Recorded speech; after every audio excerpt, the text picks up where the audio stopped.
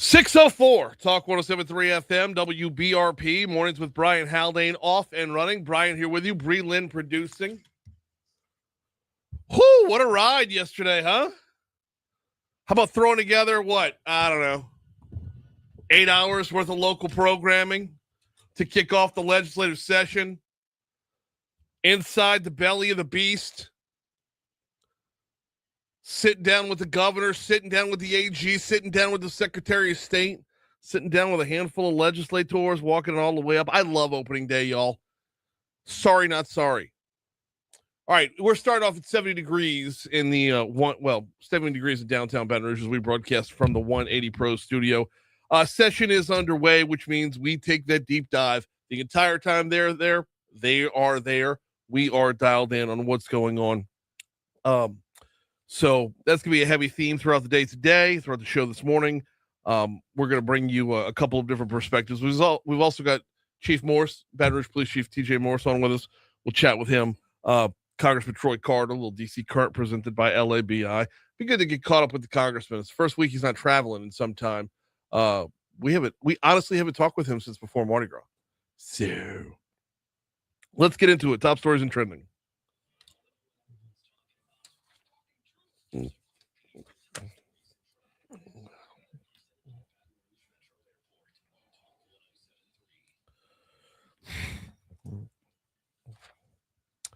2.5 years after he resigned from the Baton Rouge Police Department, former Chief Murphy Paul has been selected for the newly elected Orleans Parish Sheriff's transition team. Sheriff-elect Michelle Woodfork selected Paul to co-chair her transition team. He'll work alongside a legal expert, accountant, and strategic advisor. Less than 24 hours after the fatal shooting of 8-year-old Davian Nicholas, deputies arrested 4 people in connection with the child's death. 21-year-old Jeremiah Tennant Scott, 25-year-old Jeremiah Walter, 22-year-old Everett Chambers were all arrested within hours of the shooting, booked for first-degree murder. Then Hunter Callaghan was also arrested for principal to first-degree murder. Get ready for another round of stories about the fallout from the explosion at Smitty's, y'all.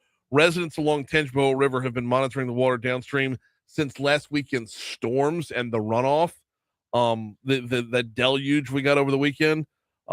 It's coming out with some pretty filthy stuff. We don't have definitive results yet scientifically, but how do I say this?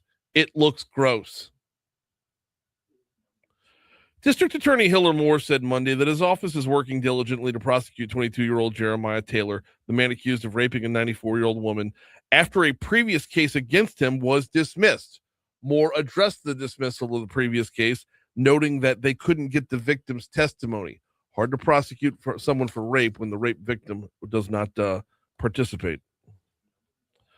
Number of projects are going to be underway in the very near future addressing flooding. Saw this one over at WBRZ.com. With the flooding that we got over the weekend, Saturday into Sunday, the story reads, heavy rainfall over the weekend left several streets throughout the capital region flooded. Some areas received up to 8 inches of rain in just a few hours, leaving roads resembling ponds. Along Burbank near LSU was one of those scenes. Residents say that the portion of Burbank tends to flood when there's a lot of rainfall. Fred Rayford, the city parish drainage and transportation director, says there's several reasons why. And after he spells out the reasons, the story then moves over to Rayford says that work stopped on one of the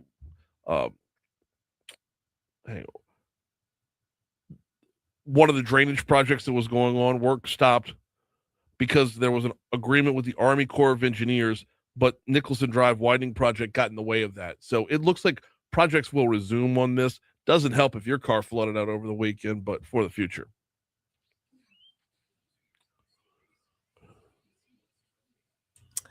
Well, the price of oil is dropping a bit as traders seem reassured by President Trump's remarks on the war with Iran. Did you understand his remarks on the war with Iran? No. Okay, I'm not the only one. I know I was dialed into something else yesterday, so only peripherally paying attention. But the war's almost over. It's almost over. Right. It's going to get worse. Could go longer, but it's almost over. But it could not be. He was kind of I don't know. I'm like, okay, so what do I take away from this? What I took away from that is President Trump is not going to speak into a microphone and tell the enemy what's coming, is what I took away from it. Okay. I'm glad Wall Street. Point. No, that would be stupid, right? No, I know. So I took away from it that I'm glad Wall Street was reassured. That's all I care about. Like, is if we could see, if the price of oil could come down a little bit, the price of goods come down a little bit, the price of gas for you and me comes down a little bit. Right. As long as they're good, I'm good. See, but I'm reading some articles, Brian, analysts, which who knows, because different outlets have different things, but analysts are warning yesterday the price of oil could keep rising. So at this point, I'm like, was that before he spoke or after? That was after. Okay. So it's just, and that's CNBC. So that's what I mean, like different outlets. CNBC is pretty reliable. So this was, no, this was before he spoke. Okay. Okay. All right. There's some junk. There's some space junk about half the size of a Honda Civic that's about to crash to Earth today. It's an old satellite, and while the chances are low that it will land on land, the U.S. is in its path. I saw this story. About the size of a whole car? Half a Honda Civic. Man, can you imagine just enjoying a cup of coffee outside? All of a sudden, it's gonna burn up on the 90% chance it all burns up on reentry. Outside of that, most of the Earth is ocean. So even if the U.S. is in its path along the way, it's still coming down on an angle, right? Even if it's a tiny piece of metal, you're saying it's probably just going to end up in the ocean or something. That's the likelihood. What about my backyard? You have a 1 in 4,200 chance, I think.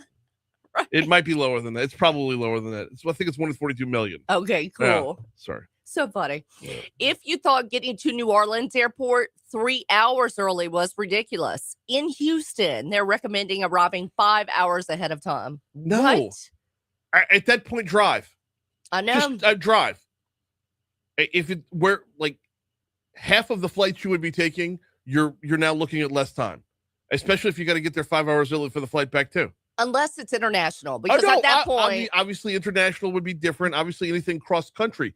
Well, I mean, yeah, anything cross country would be, but anything that I would say, 10 hours or more driving? Yeah. Yeah. I mean, think about it. If you were flying from, let's say New Orleans to Washington, D.C., it's roughly a 3.5 hour flight, right? It's a 15-hour drive. Yeah. So getting to the airport 3 hours early in New Orleans and then a 3-hour flight, now you're talking about 6 hours to get there, 6 hours to get back, as opposed to 15 hours there, 15 hours back on the road. So that still works out. So much sense. Right. Yeah. But if you were flying to Atlanta, I'd drive. Same. So we're flying to North Carolina next month, Brian, for my grandmother's celebration of life. And I told my dad yesterday, luckily, we're flying out of BTR. Darn right you are. We're going to be good. Yeah. But my dad called me freaking out about it because of everybody talking about the lines, you know. But this is what we're going to talk about with Congressman Troy Carter when he comes on, because this is not related to the war. This is related to the partial government shutdown and not having a Department of Homeland Security right now, or not being able to pay the Department of Homeland Security right now. Where is that going to land? We will talk with Congressman Troy Carter about it at 8:35. Hey, one more quick one. Got a shark alligator rule for you this morning. Ooh. I know. Is it Ernst? No, it is not. A 392-year-old Greenland shark was located in the Arctic Ocean. Apparently, he's been wandering the ocean since 1627. Huh. I know. My question is, how do they know? That's what I'm saying. And why so precise? That's what, is 392? I need more information on this one. I need a lot more information on this one. Did they capture him at one point and take blood samples? I don't know. Like, how do you know? That's my point. Did they cut him open to count the rings? He's been swimming the ocean since 1627. Did someone get a photo of him underwater in 1627? Christopher Columbus. He's a 392-year-old shark. Like, I understand looking at a shark and realizing, that looks pretty old, but to put a number on it like that, or like an oak tree. I need the science. Yeah, when you go to somebody's house, you're like, that oak tree is probably 100 years old. We go with probably. Yeah, but they're like 392 is very specific. Yes, round up. You tell me it's a 400-year-old shark, I'm still going to believe you, and I'm not going to question it. But why? You tell me 392. Did the shark look over it? I'm like, hey, I'm 392. Bye, buddy. Hope you find your dad. Like from Finding Nemo. No, from Elf. Oh, Elf, yes. 6:11. Oh, sorry, 6:14. Talk 107.3 FM WBRP. We were running long right here. Quick break. Come back. We got sports next.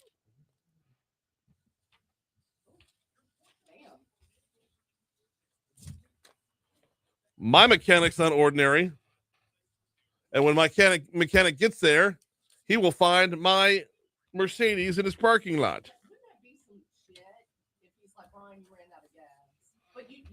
I would be thrilled with that. If he told me you ran out of gas and your gas gauge is not working, that would be the best news possible. Now, let me ask, if you did run out of gas, wouldn't that cause a little bit of damage? Possibly.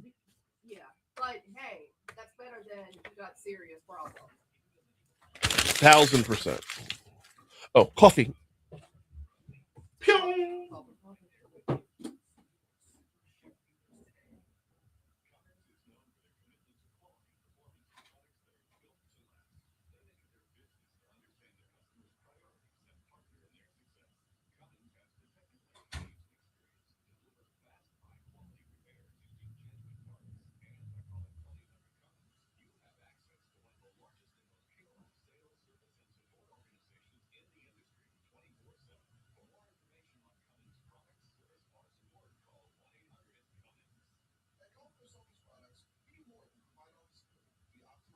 Good morning, Facebook. Y'all quiet.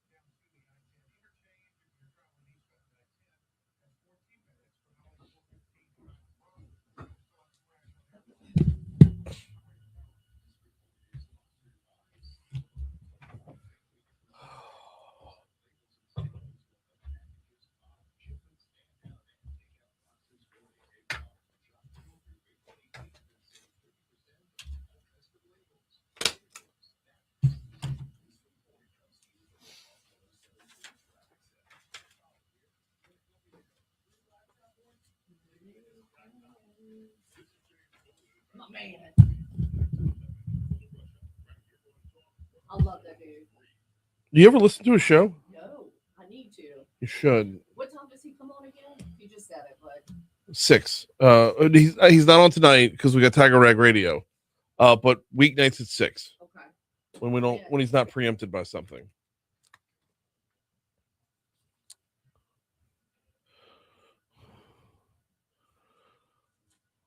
Oh, hello, New Orleans Saints. I see you doing work.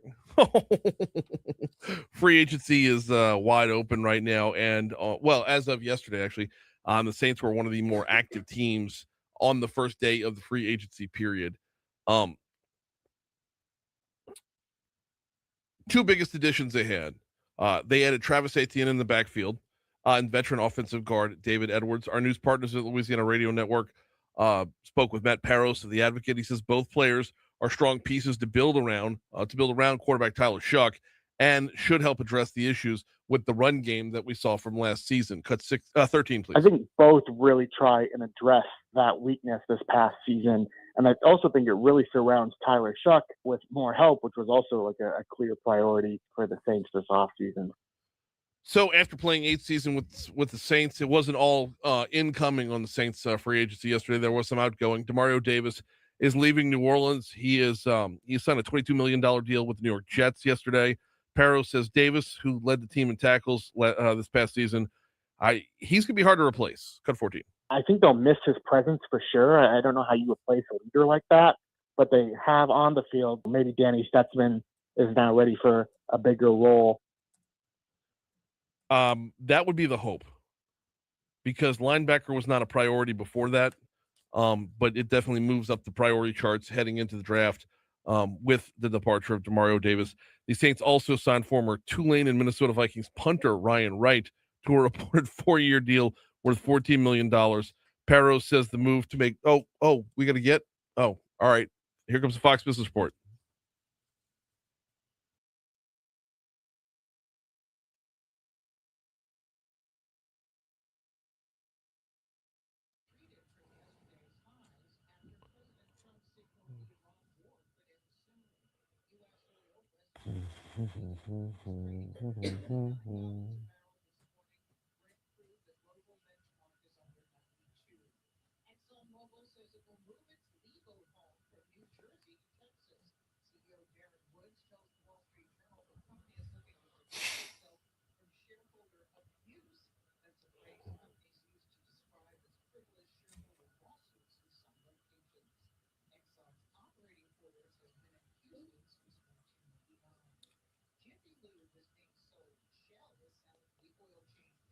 I don't get it.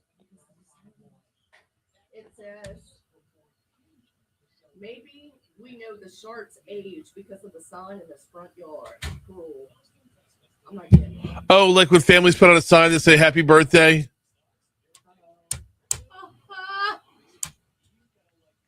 I like it. Approved. Approved.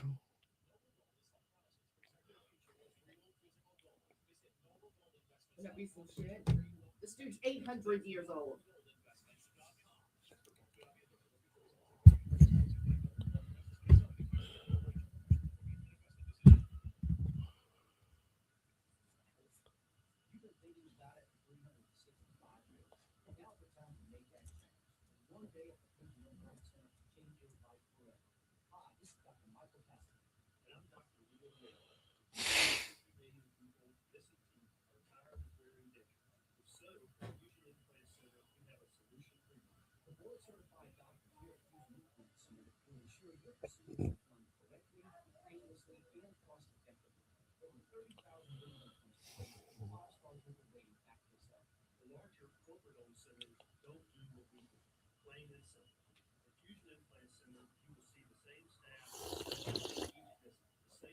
Oh, yes.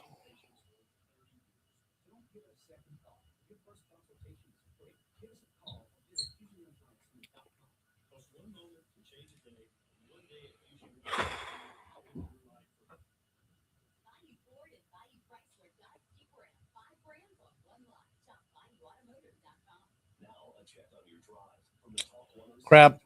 Yep, trapping time. All right, we are looking at some slowdowns on I-110 southbound coming up on the 10-110 merge. We'll get into that real quick here. The slowdowns start around North Boulevard, and it's basically stop and go until you get through the merge before it picks back up again. It's not, the delays aren't very long, but it looks like there's an accident with injury that's being worked right now. That's the cause of those delays. I'm guessing the delays aren't longer because the volume isn't that great just yet. Meanwhile, over on I-12 westbound coming in from Livingston Parish, you are looking at your normal delays right now.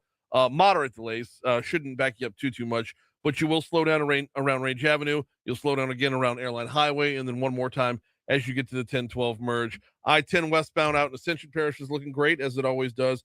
10 eastbound coming back across the river looks good as well. And surface streets, I'm not showing any accidents to look out for right now on your surface streets, so let's keep it clean.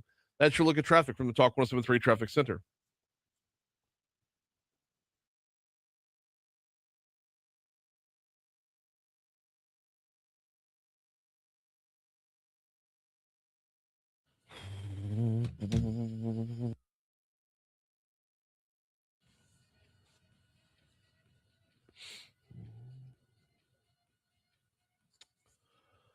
.624 Talk 107.3 FM WBRP mornings with Brian Haldane rolling right along.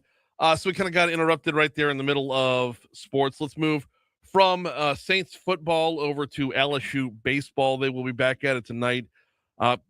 Hoping to bring the bats alive. I mean, if Serrano wants to sacrifice a chicken, get him a chicken. the LSU baseball team looking to get out of that slump. They're hosting Creighton in the last game before SEC play. Just a total of 9 hits in the 2 losses to Sacramento State on Saturday and Sunday. Coach Jay Johnson wants his hitters to string together quality at-bats. Cut 16. You get a good at-bat, then you have a bad at-bat, and then you have a good at-bat with a bad result. Hit the ball hard at somebody, and it's just not going to produce any runs. And so we couldn't sustain anything. Exactly. But not to mention just 9 hits over the whole thing. It's just bad right now. They will ebb and flow. If anything, you can lean on, if they're going to have a slump, you want it to be now, right? Tigers are hitting .291 this season. That ranks 14th in the conference. Johnson said his team needs to start taking more pitches to get into deeper counts. Cut 17. The take is our best friend right now. Far more good is happening when we don't swing than when we do swing. So there's some management of at-bats that will rein in and take over, especially behind when you need base runners. Yeah, absolutely. But that should ring true all the time. And that's the part where you run into the problem, right? Is when you are aggressive, when you're going after it, if you're seeing the ball well, you're going to swing early. And the way to get out of your slump is hopefully to be aggressive. But in the meanwhile, take pitches, get pitchers deeper into their pitch counts. You're going to A, wear them down, B, work through more pitchers, and C, get looks at more pitches so you can start seeing the ball well. First pitch tonight, 6:30 over on our sister station, Eagle 98.1. You know what? I'm not 100% sure who's on the call because I think Chris Blair's got to be at the basketball game for tomorrow, which we'll tell you about in just a second. Do need to remind you about the folks over at Mathern's. You'll find them downtown on 3rd Street. You will find them Mathern's at Kenilworth, Highland Road, just west of Kenilworth, or you will find them as the closest grocery store to Alec Box Stadium or the closest grocery store to Tiger Park if you're following softball. As the springtime rolls around and tailgating gets cranked up for baseball and softball, Mathern's has got you covered. And if you have the Mathern's Rewards app, you can be earning cash towards more groceries every time you shop. Not to mention that the cash towards more groceries, but you also get the deals of the week every single week. And important to note, we've got the last day to get your Sonic Tater Tots. Oh, I love Sonic Tots. I didn't even know they came in a big freezer bag. Well, they got them in Mathern's and they're $2 off right now. You would know about this as well if you had the Mathern's Rewards app. Download it today. Men's basketball, probably one more game this season before it's all said and done. They will play Kentucky tomorrow at 11:30. They will. That starts off the SEC tournament. It's the 16 versus the 9. LSU, of course, is the 16. Kentucky is the 9. I don't want to get too much into projections about like what would happen if they move forward. Well, I mean, I could tell you what would happen if they move forward. They would go on to play Missouri the very next day. They would go from playing the 9 to playing the 8. So, but not likely. It's just been a rough basketball season for Matt McMahon and his team, and you're seeing the stories all over the place now. You're seeing, is this it for Matt McMahon? Are they going to pull the trigger and make a move? Are they going to make a move to go get Will Wade back? Does Will Wade even want to come back? If you listen to the show regularly, you know my take, which is you can't look at Matt McMahon's overall record to judge him. There have been different circumstances every single year that have not put him in a position to succeed. You can't expect someone to succeed when you put them in a position to fail. 2 of his 4 years, he was put in a position to fail. The other 2 years, one of those years he showed improvement, made the NIT tournament, and then this year just victim of injuries. So I'm a big fan of the guy. I don't want to see him go. I don't want to rule out LSU in this game today, by the way. They played Kentucky at home. This is way back in January. They played Kentucky at home, lost by 1 point. So I'm not ready to close the book on this one just yet. But you can close the book. I'm not ready to close the book. I don't want to. I'm going to hold out a little bit of hope. They can hold on to my heart for one more day. By the way, they would go on to play Missouri the next if they win against Kentucky, and the darndest thing, they beat Missouri. Imagine how baffling a scenario that would be if this LSU basketball team only puts together 3 conference wins the whole conference season, and then has the potential to put together back-to-back conference tournament wins. Oh, I know it's not going to happen. Hey, before we hit you up with news, traffic, and weather, we'll talk to Jeff Crouere on the back end of news. Got to remind you about 180 Pros. 180pros.com is their website. If you are having trouble with your IT provider, you need to trade up to an IT partner. You need someone who's going to base their success off of your success. If you are having problems with your network, if you're having problems with cybersecurity, if you're having problems getting a hold of somebody locally, 180 Pros is your answer. You can call them at 225-330-2200. But I would start at the website, 180pros.com. Guaranteed same-day response time. Simplified billing. Get yourself a one-page invoice. And someone you can call on, someone you can rely on. Learn more at 180pros.com. Here's news.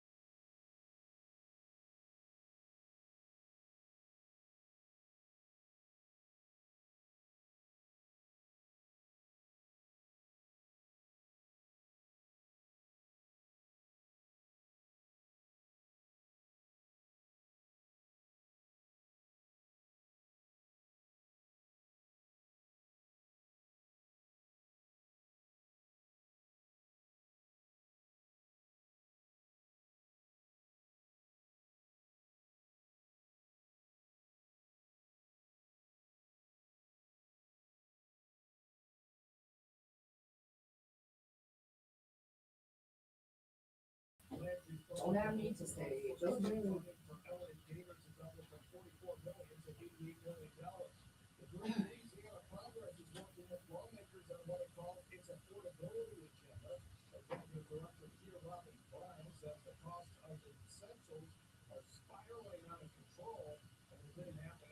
Sorry, y'all. We're working on the Wi-Fi here, but it'll be all good before it's said and done.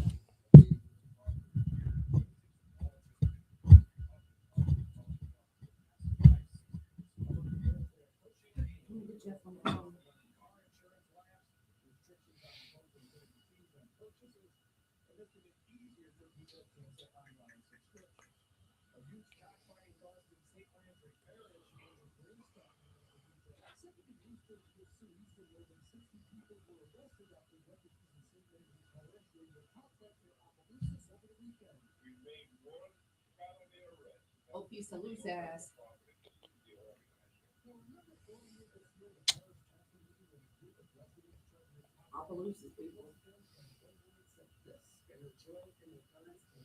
Hi, good morning, Jeff. Hey, it's Talk 107.3. We're going to come to you in about 2 minutes, okay? Okay. Now, a check on your drive from the Talk 107.3 Traffic Center.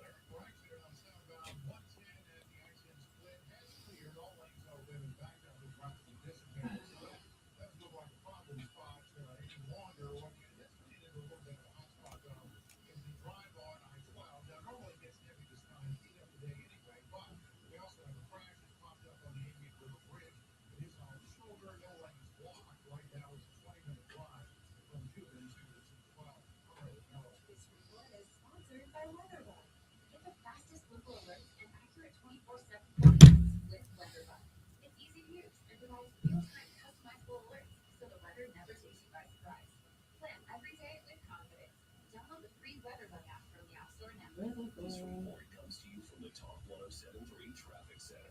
Right in the hall here. Pick your color, pick your style.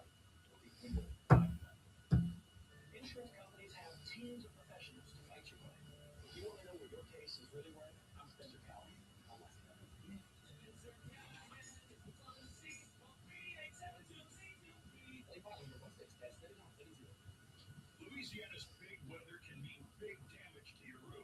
Our team offers free inspections and guarantees your satisfaction. Call 756-8603 or visit RisonRoofing.com. Hearing Health Solutions is guiding partnering with healthcare organizations. And we are on the House floor as we're kicking off our 2026 regular session. Every time I come to this floor, I am so humbled that I get to be a part of our District 66. Hey, Kim. Good morning. All right, it's doing that thing again. You're going to be on this one. Okay. I think it's just because of the Wi-Fi issue. Well, it might also be because the camera's always been a piece of shit, and we said, well, we'll work through it. That's...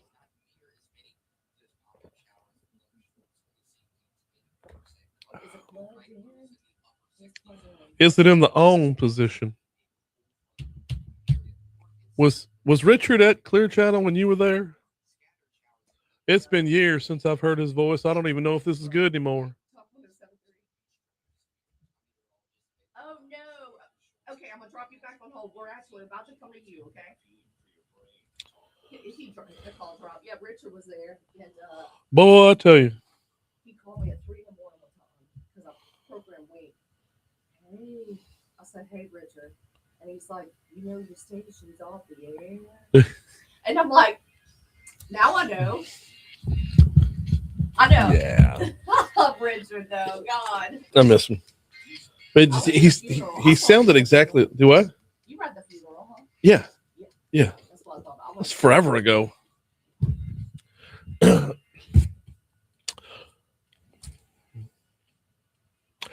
636 Talk 107.3 FM WBRP mornings with Brian Haldane, rolling right along every Tuesday morning. We check in down in New Orleans with Jeff Crouere, the host of Ringside Politics. How are you, man? Hey, good morning, Brian.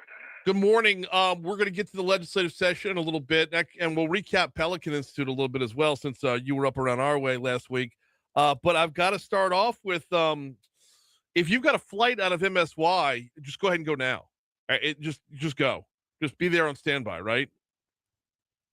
Brian, I can barely hear you, man. Oh. All right. How about now? Is that better? Oh, much better. Good. Much better. So I was saying, if you got a flight out of MSY, it's better just to be at the airport, just in case.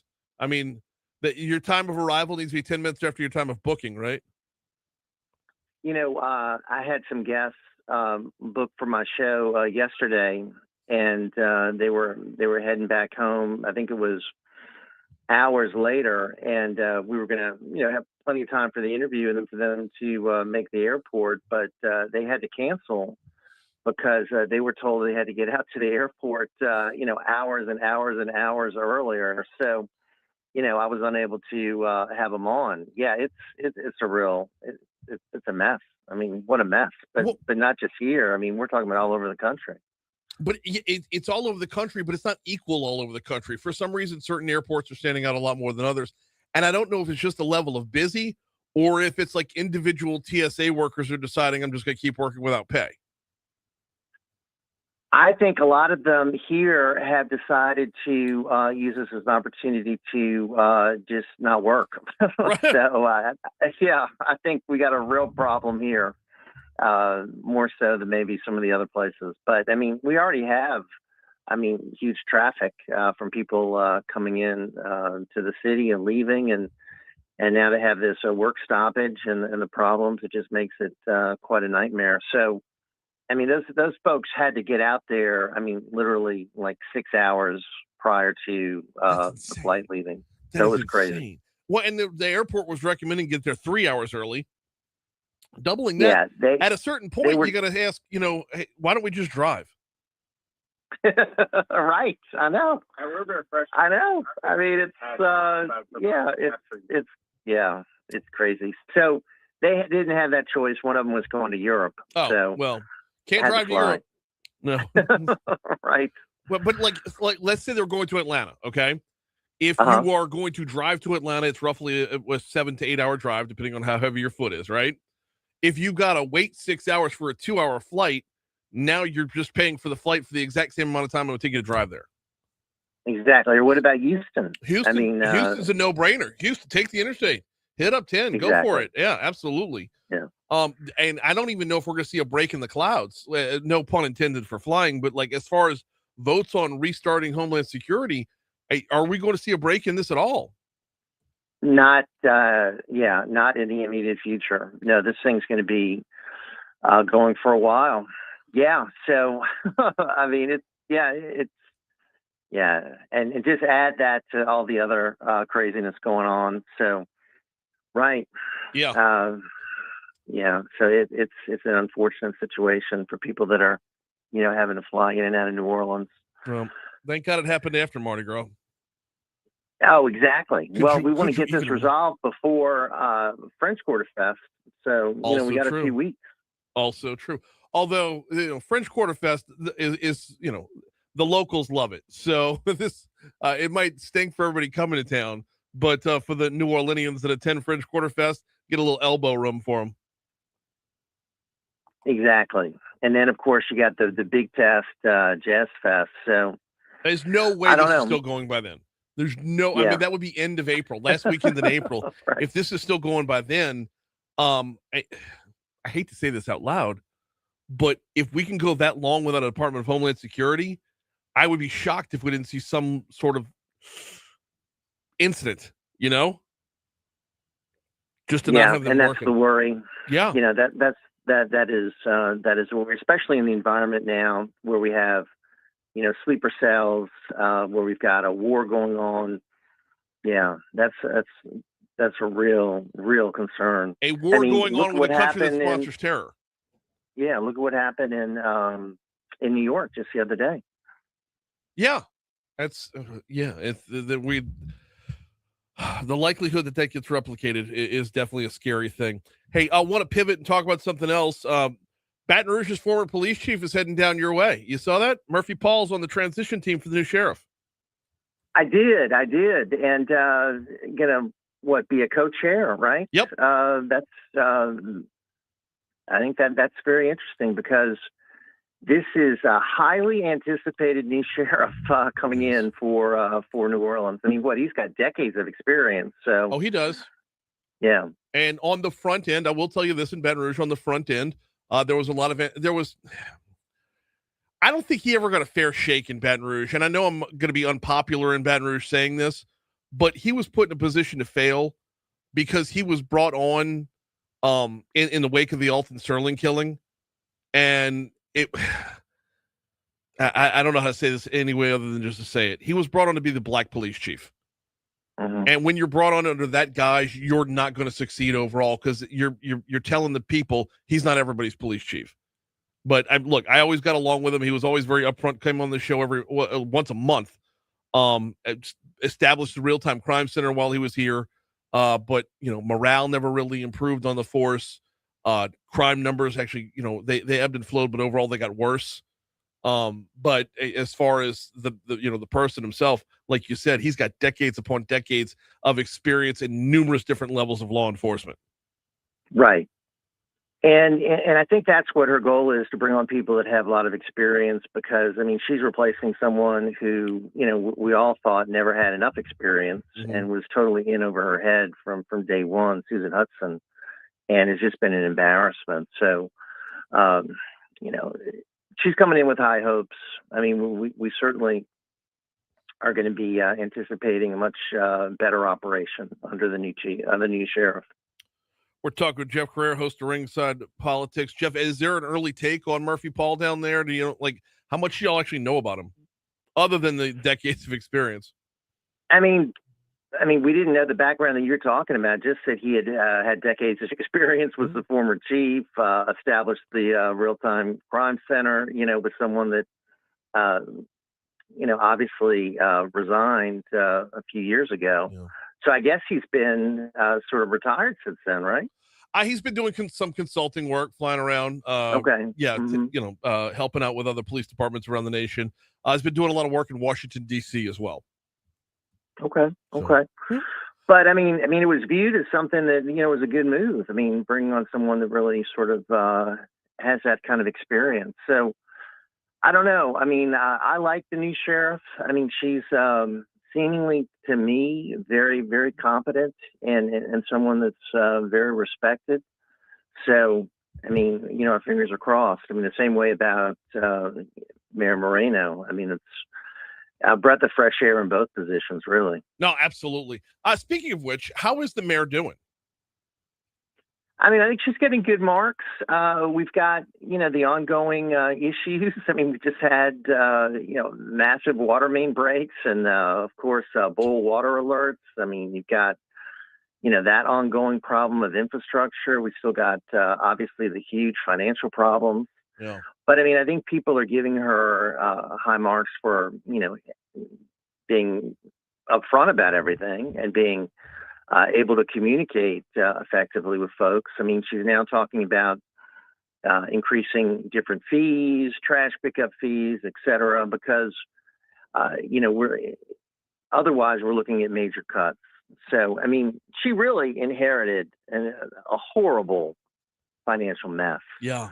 And, she's going to need all her experience to deal with that. So it's crazy. I think the parallels to Baton Rouge are so crazy because our mayor, who's now a full year plus into his term, inherited a similar mess where everything was smoke and mirrors. And we were, everything we had, we were relying on federal dollars. So he walked in and it's like the gravy train ran out at the same time that he got here. And to be able to see the problem on paper, you understand it and you give more grace to the new person coming in. Right. And the difference is that, your mayor came in there really from the education field and athletics and, really didn't have the experience of how to deal with all this. She comes in with all this experience of being in public service and being in the media. So I think hopefully she's going to come in better equipped to, deal with the challenges. I think the Baton Rouge mayor really had to do a lot of on-the-job training. I mean, on the fly. Yes, he has, and he's taken a deep dive into it, and he's catching up to speed on the curve. But at the same time, though, he surrounded himself with all the right people. So yeah, and that's that very, very underrated skill to make sure you don't just have yes men. He's still well liked, right? Yes, absolutely. Well, I shouldn't speak for everybody, but in this seat he is, to be sure. Patience can wane, honeymoons can end. And he's going to this year's gonna be a very good test year for him to see what kind of changes can actually be implemented, because digging down deep to find out like how backwards and screwed up everything is one thing. Getting us out of it is phase 2. So I think his honeymoon will be determined by phase 2. Right. I predict here in New Orleans that this mayor is going to have a very, very long honeymoon. So, I mean, she goes in with a lot of goodwill and she goes in with a lot of support. So that's going to really help her. And she's got the right attitude and demeanor and everything that the old mayor didn't have. So we got Jeff Crouere on with us for, literally 2 more minutes. Jeff, were you dialed in on the governor's speech yesterday? And what were your favorite parts, if you were? Getting rid of the inspection stickers. Yeah, I'm ready. Sort of. I'm ready. Right. Sort of. Well, but it's going to be replaced with a QR code. The thing that I like, though, we can handle it all online. I can pay my $6 a year online. I love that. Yeah, I think that is a popular measure. He was also pretty upset about incompetent quote unquote judges. That was my big one. Yeah, wants to hold them accountable, and that's a real problem right here in New Orleans, as you may imagine. So, he didn't really delve into some of the sort of the controversial issues, such as carbon capture, which I think is going to be a big issue in the legislature. As do I, and it still continues to worry me that science will not rule the day. But one of the things that I'm looking at with the carbon capture bills is the way that the bills are written. I don't think that they could survive legally. Everybody's looking for their own little carve out for things that I don't think can apply statewide. So we'll keep a close eye on that to be sure. In the meanwhile, you got a show coming up. Always, what we didn't talk about today that I want to get into next week, Jeff, is the staged wrecks with the truckers lawsuit. Okay. That's It's a season of The Sopranos, man. I mean, you're talking about the stage wrecks. You're talking about, a doctor gets whacked. Like, this is insane. Yeah. So, all right. Let's you get after it, man. Yep, absolutely. We'll talk to you next week. Okay, Brian. Take care. Thank you. He's Bye-bye. Jeff Crouere, host of Ringside Politics down in New Orleans. We get that check in every Tuesday morning. Right now, we're coming up on 6:50. We'll have a little bit of the governor's address right after Your Money Now and a check of traffic.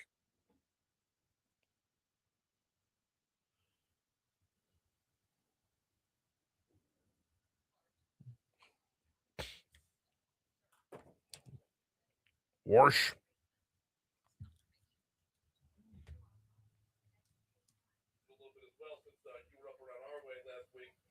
But I've got to start off with if you got a flight out of him. But I've got to start off with. But I've got to start. Got to start off. I've got to.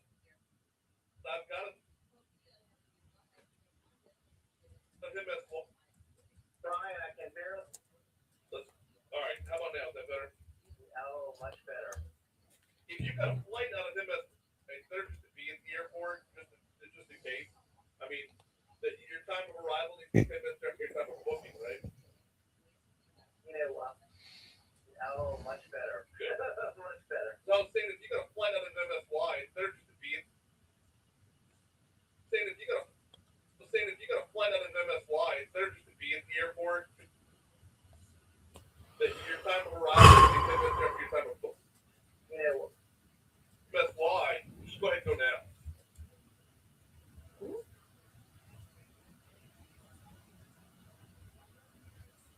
Brian, I can. Oh, much better. I mean, just go.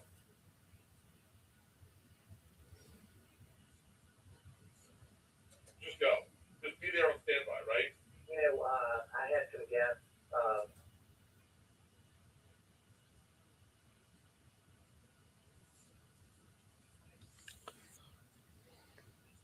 If you got a flight out of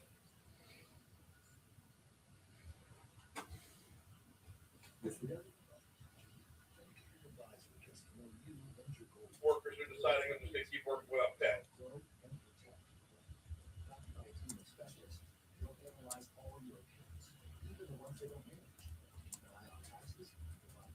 I think a lot of the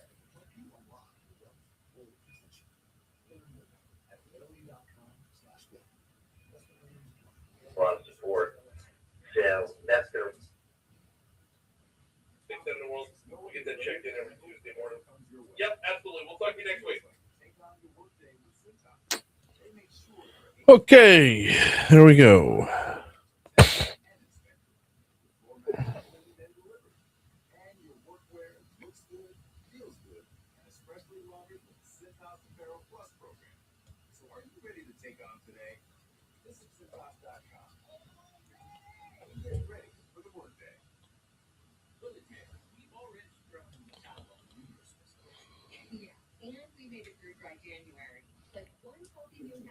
January. Active liver for rewarded. Did you know your liver works around the clock processing food, sugar, alcohol, and everyday toxins? All things that can really impact your health. That's why daily support matters. Active liver is designed to help protect normal liver function and support your body's natural detox process. With trusted ingredients like milk thistle, turmeric, and artichoke extract, it's gentle enough to take all year long. No harsh cleanses, no extreme detoxes, just simple daily liver support. We really feel that difference. Yeah, more energy and a peace of mind knowing you can enjoy the good things in life while picking out liver the love it needs. Active Liver is available online at Amazon or NewNordicUSA.com, or you can find it in stores at CVS, Meijer Grocery, Wegmans, and now Active Liver is available at your local GNC. Relief window. Every time they say Wegmans, I think I hear Schwegmans. And I'm like, Schwegmans hadn't been around for 3 decades.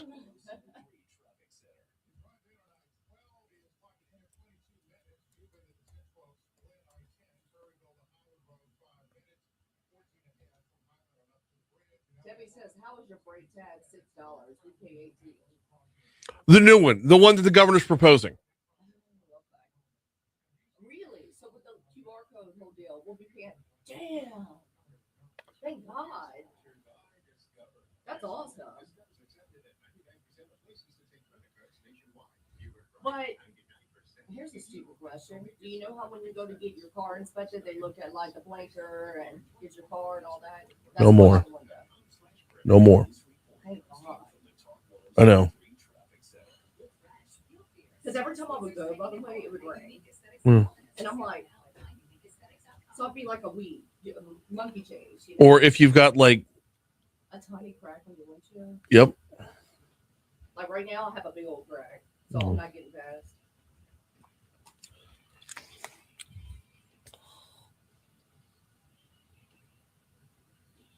.655 Talk 107.3 FM WBRP mornings with Brian Haldane rolling right along. There are 6 more election days this year, y'all. God, it's such a stupid thing to say. There are 6 more election days this year. Now, 2 of them, this month and next month, are about the District 69 race. That's the one that's got Paul Sawyer and I shouldn't have said his name because I can't remember the other candidates' names. Anyway, State Representative District 69, that's coming up this Saturday. This Saturday, if you did not early vote, before you go out to the wearing of the green, make your way to the polls. If you're in District 69, talking to you, Old Goodwood, talking to you, Tara, talking to you, Broadmoor. There's a handful of other subdivisions in there as well. But get out there and vote on Saturday. You need your representation.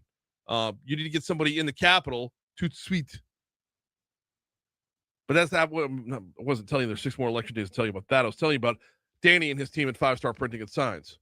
2714096 is his phone number. 2714096. We're going to have Senate races and congressional primaries, party primaries coming up in May with the runoffs in June. And then you're going to have the general elections coming up in November with potential runoffs in December. And then you're going to have constitutional amendments and ballot initiatives and everything else that falls under that. There's a lot of reasons that we're going to the polls this year. Danny's got you covered when it comes to your campaign messaging. Learn more at printshop5.com or call them and talk to them. 271-4096. Of course, that's 225. Governor Jeff Landry opened up the legislative session yesterday. He had a lot to talk about. Of course, my main focus was, well, I had a couple of different focuses, and we're going to lean on that audio all week long. But let's start off with the economic development, because the opening of his speech, the first 20 or so minutes of his speech, were all about wins, including on the economic development front. Louisiana was not lacking resources, only belief. Today, that belief has been restored. Since we began, Louisiana has announced, listen to this, more than 124,000 new private sector jobs tied to billions of dollars in investment, diversifying our economy across energy, manufacturing, logistics, construction, and technology. Opportunity is reaching every region of the state. Yes, it is. The governor went on to give full credit for that to our economic development secretary, Susan Bourgeois. Ladies and gentlemen, that momentum did not happen by accident. Oh, it and happened the legislature, because sorry. we cut taxes, restored order, reformed education, and we partnered with the business community to fundamentally change how Louisiana competes. We chose growth over status quo, execution over excuses. And early on, we reorganized and refocused LED, and that reform sharpened our message and sent a clear signal across the country that Louisiana was serious and that Louisiana was open for business. And guess what? The proof is in the results. Got one more from the governor before we close up this hour, and that is on the nature of the jobs. A whole lot of jobs, 120,000 jobs coming. And oh, by the way, they pay more than what we're making right now. According to the U.S. Bureau of Labor Statistics, the average wage in Louisiana has risen from $48,700 to today $61,284 in just 6 short years. Now, the real story is that new companies tracked by the Department of Economic Development today are offering an average wage of $87,000 for the. And that is where we're going to have to cut it off for right now. We'll pick the story back up a little bit later on, but that is a massive increase, and it's going to be good for all of us. Hour 2 is up next.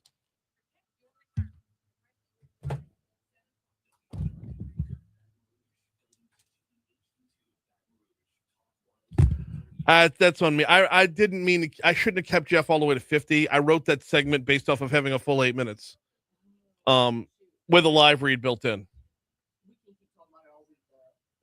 Oh, I've only grabbed those 3 sound bites. I'm going to grab a lot more as we go. Cade sent me the full file for me to chop up at home, but it was password protected, and I didn't get cleared until after I went to bed. So you got to take some time and go through them all. That was from his address, correct? Yeah, Not from the interview itself. no, that's from the address yesterday in front of the full thing. So yeah, now that I have it, I can sit down with it. In fact, let me get it downloaded.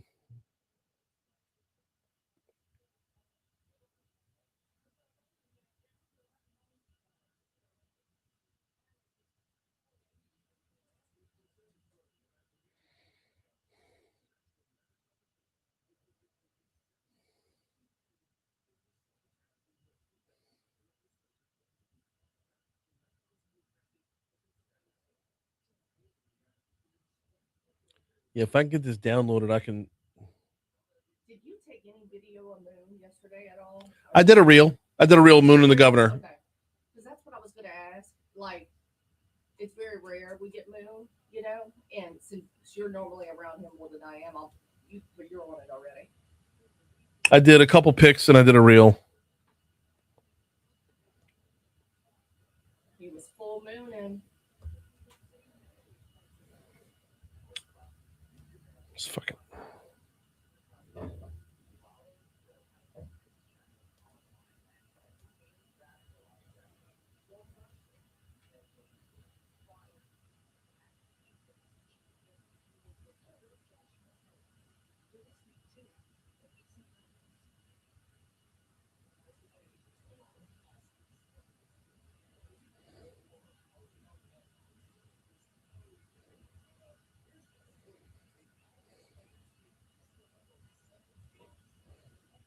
Good morning, Renee.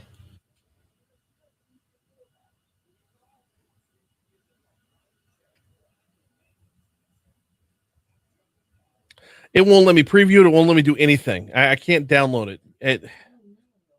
It's too big of a file to be sent. I'll have to figure it out. Upload it to like a Google Drive or some sort. That's what he did, and it's password protected.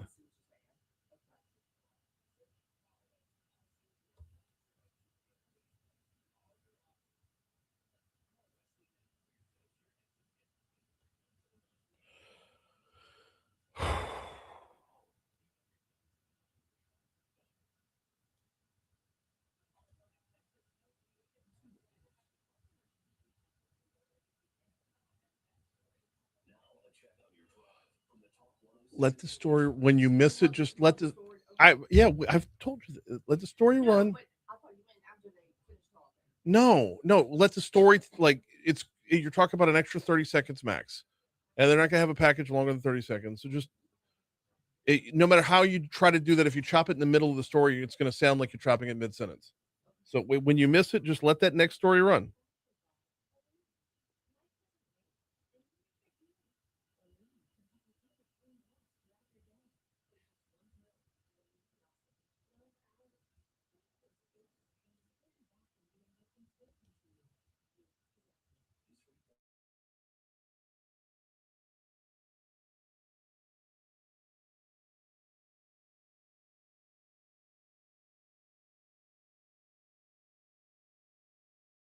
I guess with the internet going crazy, we're gonna have networking problems.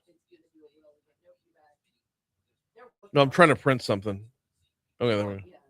Or they may be working on yes. The way Paul made it sound, they're working on yes first, and they go on the land. When I was in Michelle's office yesterday. But I was trying to show for in BT3 to do Tiger yesterday. My iPad was going in and out the whole time, and that's how I show for it. Yeah.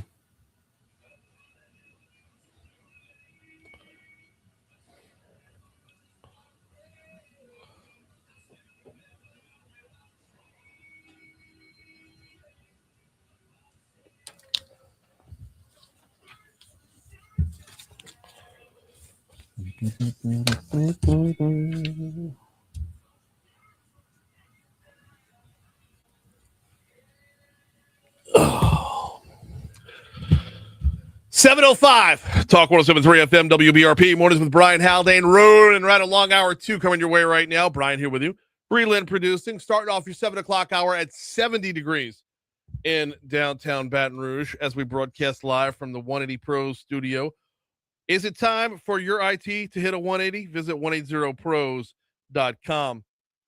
Busy hour this hour. We're going to talk with Stephen Procopio. He's with the Public Affairs Church Council. What do they have their eyes on what do they have their eyes on in this legislative session? That is what we will talk about. How much does he think can get done? We'll talk about that as well. Also this hour, Baton Rouge Police Chief TJ Morse is going to join us at 7:35, and then we're going to round out the hour squeezing in this day in history because next hour is busy as well. So let's get to it. Top stories and trending. Pew, pew, pew.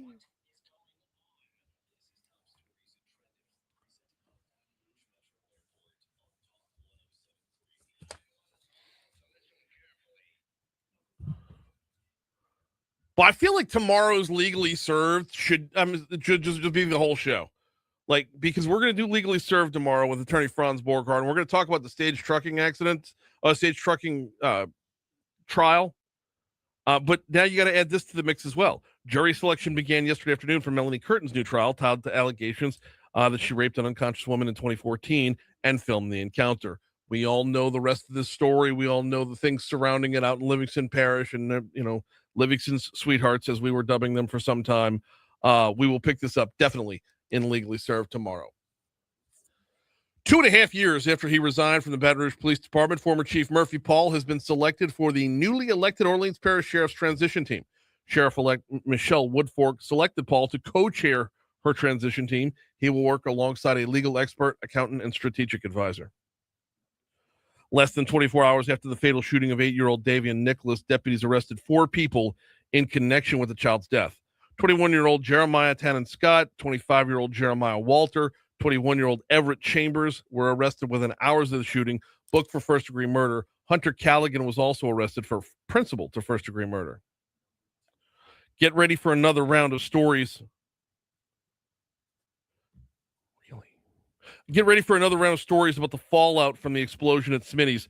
Residents along the Tenchbo River have been monitoring the water downstream since last weekend's deluge, and they're coming out with some pretty filthy stuff.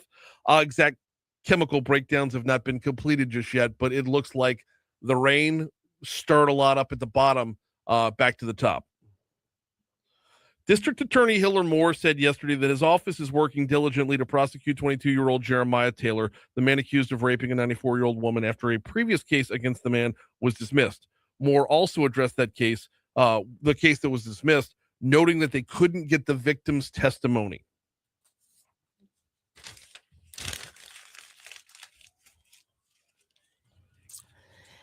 Well, the price of oil is dropping a bit as traders seem reassured by President Trump's remarks on the war with Iran. Which neither you nor I understood. So we'll just, You had a point, though, Brian, last hour. What? You were like, you don't really want to tip off the enemy. So, of course, he's going to skate him around. Of course. Yeah. Yes. We do not need the level of transparency that we expect. Like that we, for some reason, assume we're entitled to. I get it. We're an open book people. I get that. We want transparency on as many levels as possible. When it comes to issues of war, though, when it comes to the enemy, they can't see your cards. Right. Never show your cards, which is interesting. So, Brian, I found a survey released yesterday. Same when Donald Trump made his speech. Found that consumers expected inflation to be lower in the year ahead, talking about this year. Households overall said that they were better off than a year ago. But then you throw a monkey wrench into the thing, and now we're at war with Iran. Right. So it was supposed to be better. And I think it will. This is what we voted for. We voted for affordability. We voted for lower inflation. We voted for an end to the trillions of dollars that were spent in the wake of COVID when probably the last 2 rounds of it didn't need to be spent. Right. And it just that level of irresponsibility and love or hate Donald Trump. Everybody's going to come down wherever they come down. Correct. I just don't want it to cost me as much. I want responsibility from my government in some form or fashion. And just when you see a light at the end of the tunnel, it's like boom. Right. It turns out that light is a train named Iran. Yep. There's some space junk about half the size of a Honda Civic that's about to crash to Earth today. It's an old satellite. And while the chances are low that it will land on land, the U.S. is in its path. But that path is not directly straight down. It doesn't come straight down from space. Right. It's on an angle. So 99% chance it just burns up in the atmosphere. And then beyond that, you look at how much of the Earth is water versus land, and just the chances are minuscule. The probability of this junk landing in my backyard in Terra? Right. 1 in a million. If that, like 42 million, I think the number was. Right. So. If you thought getting to New Orleans Airport 3 hours early was ridiculous, in Houston, they're recommending arriving 5 hours ahead of time. Jeff Crouere. We could throw that number out because the number's now up to 6. We saw the videos over the weekend of people you get out of your car and you're already in line. I know. That's grab your suitcase, turn around, whoop, there's the line. Okay. Right. When the line for TSA is a mile long, like literally to get from your car into the dadgum building, you're in line before you're in the building. Just drive. If you have to go somewhere close, drive. Or might I recommend the Baton Rouge Metro Airport. FlyBTR.com is the website. Direct flight daily to our nation's capital. Direct flight daily taking you to Reagan Airport in D.C. DCY is their abbreviation. If you want to learn more about it, visit flybtr.com. Get your business done in the same day. If you're flying to our nation's capital, you fly out of Baton Rouge, you come home that evening. I can't guarantee you what your TSA lines are going to be like on the way home, but if you have to get your business done same day, flybtr.com. In fact, no matter where you're going, Bree Lynn's going to take advantage of Baton Rouge Metro Airport. What would you say? Next month. Franz is taking advantage of the Baton Rouge Metro Airport day after tomorrow. It's proving to be, first of all, it's already proven to be a great local business, but now it's proving to be a more viable option wherever you're going. So visit flybtr.com.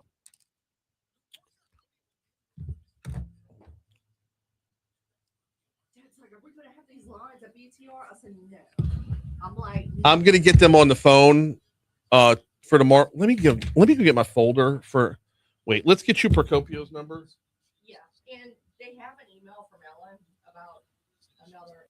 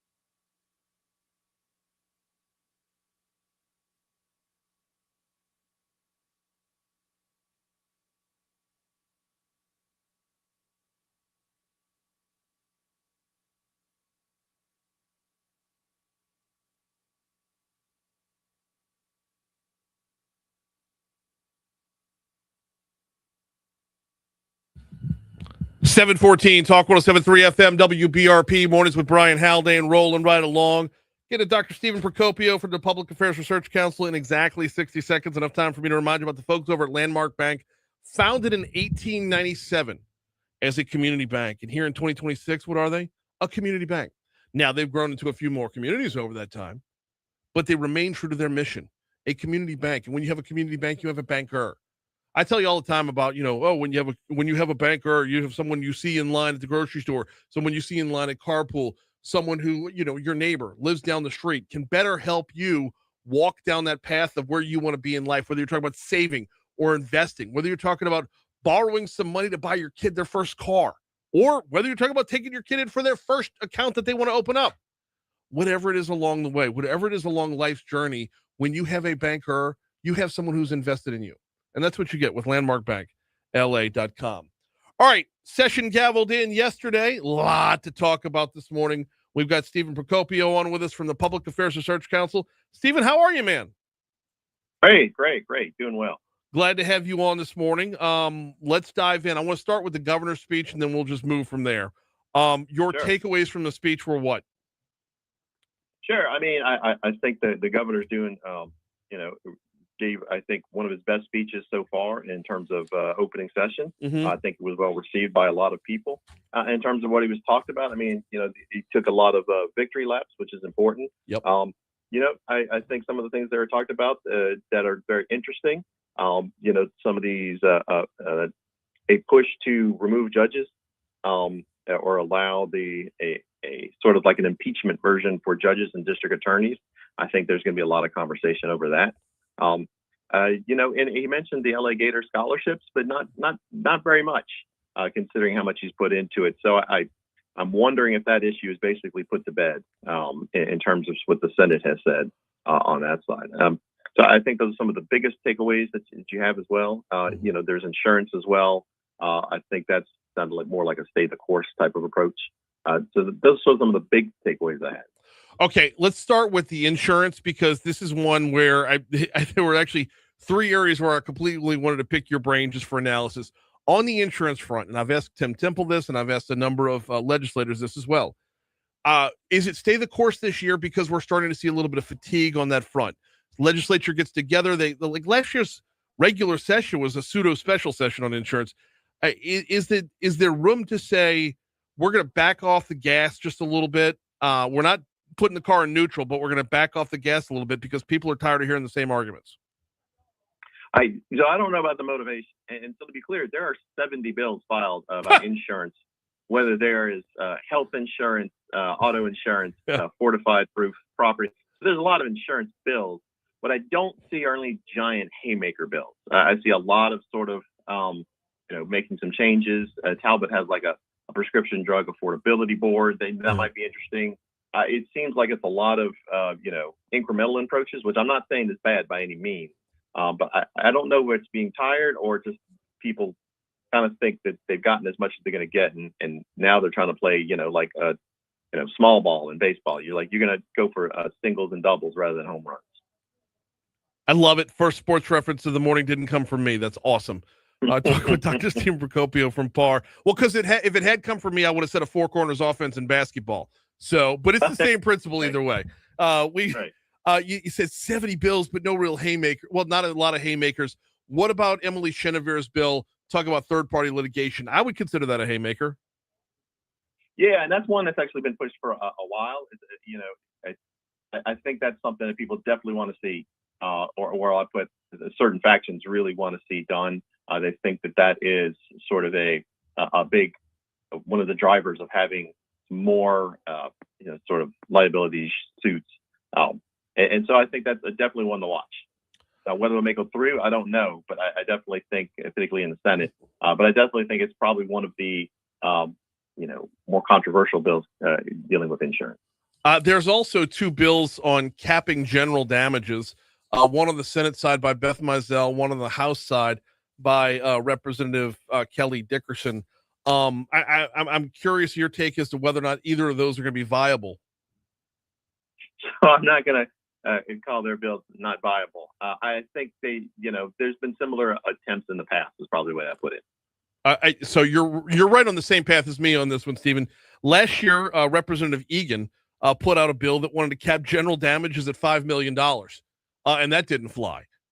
So Senator Mizell and Representative Dickerson, they're looking at $500,000. I just that it's such a drastic reduction. I don't know how you get a better result. Yeah, and I would also never count out, either Dickerson or particularly, Beth Mizell. That's a good point. That's a really, really good. Yeah, don't count out Beth Mizell ever. Well, Representative Dickerson is still in that freshman class, so she doesn't have the resume underneath her. But I'm sure no less formidable, to be sure. Oh, definitely. We got Dr. Stephen Procopio from the Public Affairs Research Council. All right, you talked insurance. You talked LA Gator. Is this one that you said possibly put to bed? I just don't know if it was one that he wanted to harp on the front end versus work quietly on the back end. Yeah, I guess so. But to work quietly, he's going to have to work quietly with the Senate, and not just the Cameron Henry, but I've talked to some other elected officials who think that he basically has the support in the Senate that this probably isn't going to go anywhere. Oh, do you know where that comes from? I mean, because it's one side believes the math is one way, one side believes the math is another way. I know at PAR, y'all don't look at sides; you look at the actual analysis. We actually did a pretty detailed analysis when this first came out. There was no fiscal note, and that's why we decided to do one. We looked at the different costs, and it's not like it's one cost or another. It really depends on where that student is. Is that student coming from a special needs family? Is that student below the poverty line? Are they coming from are they already in private school, or are they coming from a public school? So there are differences in terms of what the impact to the state is on how somebody does. So it gets a little more complicated. But at the end of the day, I mean, the governor's looking to spend an additional $40 million above and beyond sort of what the current expenditures are on LA Gator. And it just seems like the Senate does not have the appetite for that. And you have to look within the context of a lot of legislators want to decrease income taxes or sales taxes. And we also have a couple of sort of, I don't call them fiscal cliffs, but fiscal mines out there in the future where we're going to have reduced revenue. Okay, that's a good time to just really lean on your expertise when it comes to the inner workings of the session. And that is, we are in a non-fiscal session, but there are tax bills out there, or tax reduction bills out there. What is what is it we can only focus on during a fiscal session versus what is, prohibited in either one of them? Sure. In a non-fiscal session, you can still deal with taxes, but you can only reduce them. Right. And during a fiscal session, you can increase taxes and change the deductions. And so basically, they can only go one way during a non-fiscal session, and you have a lot more freedom to do fiscal bills of any type during a fiscal session. And this is a non-fiscal session, which is a little bit of a misnomer. You can do some, tax work, but it has to be a reduction. Well, this would explain why we can get rid of brake tags this year, or inspection stickers. This would explain why we could do that, because it's just a reduction. Yes, but is it a reduction in the cost and how much revenue they're taking in? Yeah, I'm not sure about that. Well, I thought the governor had said something like this QR code's only going to run $6 a year. I might be wrong about that. He was on with Moon Griffon yesterday, so it was. Okay, I might be wrong on the numbers. I hadn't had a chance to look at that bill. I just saw what the governor said. So, so there might be a reduction. Although the one problem with that is that we are also, in some areas, are under an attainment zone for, air quality. Mm-hmm. So that will be an issue. I'm not quite sure how they're dealing with that. Like I said, I hadn't read the bill. We got Stephen Procopio on with us for a couple more minutes. We'll talk runaway judges in just a second, but I want to keep with that fiscal, non-fiscal theme for one more second, Stephen. So if you could reduce taxes in a non-fiscal year, and we're all looking for a further reduction in the personal income tax, does that not come up this year because it would need an offset, or because? And I'm asking for your gut on this one, not actual. But is that not this year because it would require an offset, or is it not this year because they're holding on to it for an election year? I think both. Okay. Honestly, I don't think that is quite there yet for this session, but I think what I've heard is probably next year. Okay.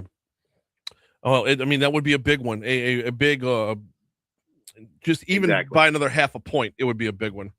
All right, Right. let's go back to removing judges, because now we're going to get into some areas of checks and balances, balance of power, that sort of thing. What can be done on a judge on this front? Sure. So right now, judges can be removed from office, but it has to be by the Supreme Court. There's a whole process. It's in the Constitution that, there is a, review commission. They make recommendations to the Supreme Court, and then the Supreme Court then actually can, censor judges, provide some sort of penalty, or ultimately remove judges from office. And they've done so recently, but it's relatively rare. And then what you have here is a bill that would actually add an additional way to, essentially a type of impeachment, where the legislature, on the governor's recommendation, could remove judges and district attorneys. And it is a constitutional amendment, I should add. The governor can, okay. So yeah, that would take a constitutional amendment, correct? That's right. Yeah, and it's a little bit of a convoluted process, but essentially the governor would make a recommendation to remove, and then there would be a trial, and then there's some 2/3 votes and some majority votes required. But ultimately, then in the form it is now, you could remove judges and district attorneys from their positions. We got Stephen Procopio from PAR on with us for a couple more minutes. Stephen, I want to back away from this particular session just to kind of zoom out a little bit and get kind of a historical comparative.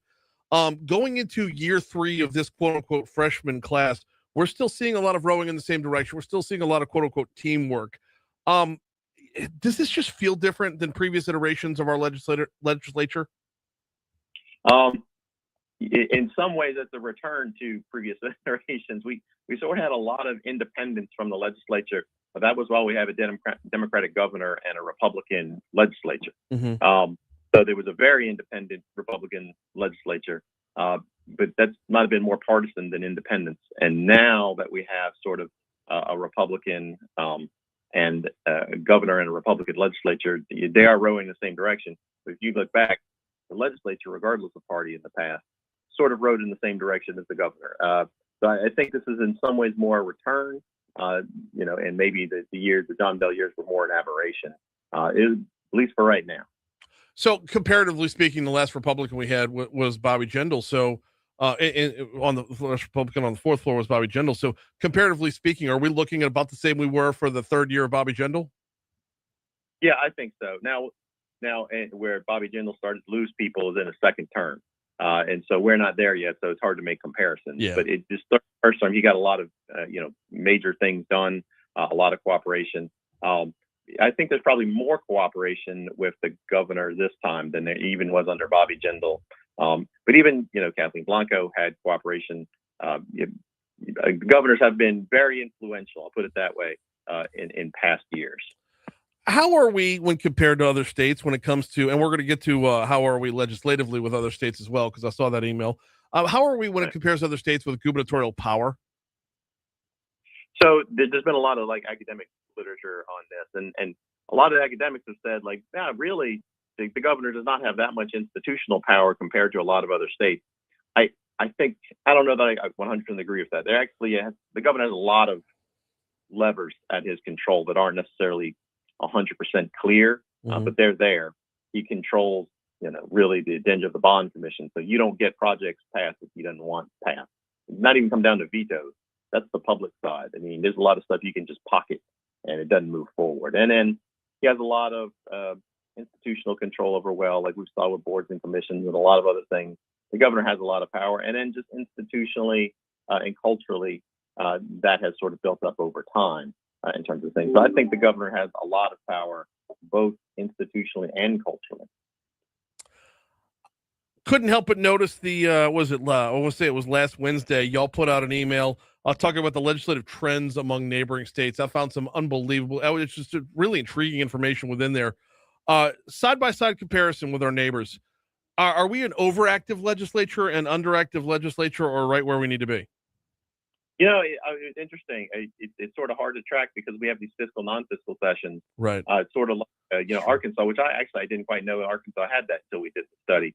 So I couldn't quite get any overall, a trend other than there seemed to be shifts. Sometimes Arkansas has like a really active sessions, and sometimes they don't. And sometimes I honestly think it seems like they're all relatively active. And if you look back over time, Louisiana actually has become less active, not necessarily relative to other states, but I think we have something like 1,400, 1,500 bills. I mean, it used to be 1,500 bills just in the House alone. So the amount of bills has come down over time.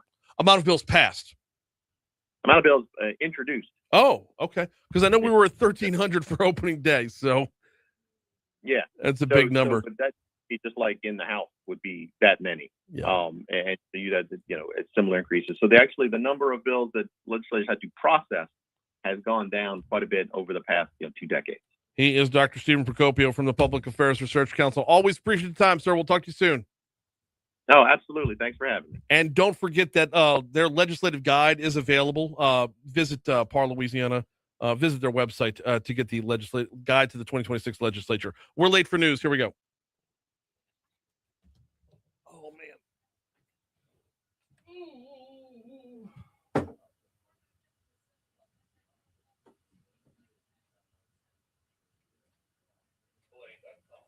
All right. Session gaveled in. Yes. Session.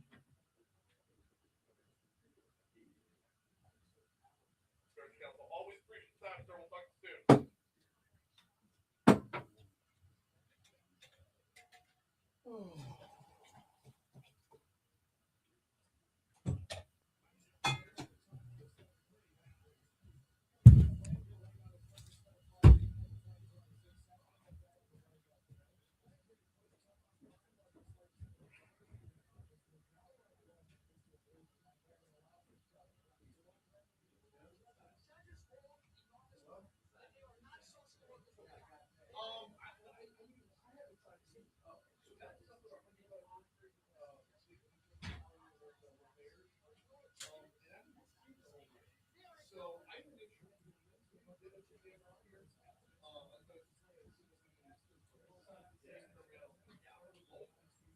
So you are the man. Thank you so much. Yeah, mine's at Vex European right now.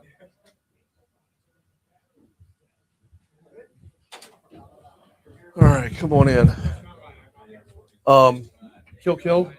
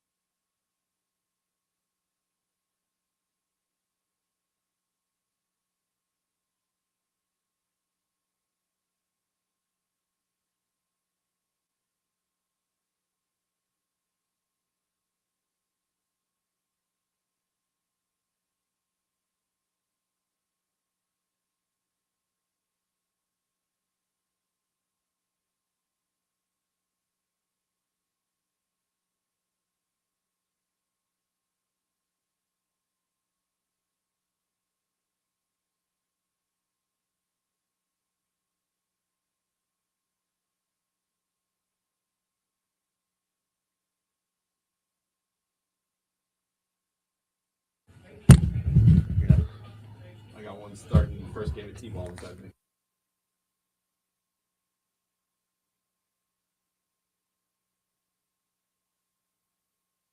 Parents are the worst. 736 Talk 107.3 FM, WBRP, Mornings with Brian Haldane, rolling right along. We have got 8 pages worth of questions for Baton Rouge Police Chief TJ Morse. How are you, man? I'm doing good. Busy, but good. Oh, so busy right now. The last time you were on, we were right in the thick of Mardi Gras. Yes. So I want to start that. We're going to work kind of chronologically today, we're going to bury the lead today for sure, but I want to work chronologically to make sure we get up to where we are right now. Give me the back end recap of Mardi Gras and how it's going to apply to this Saturday with the wearing of the green.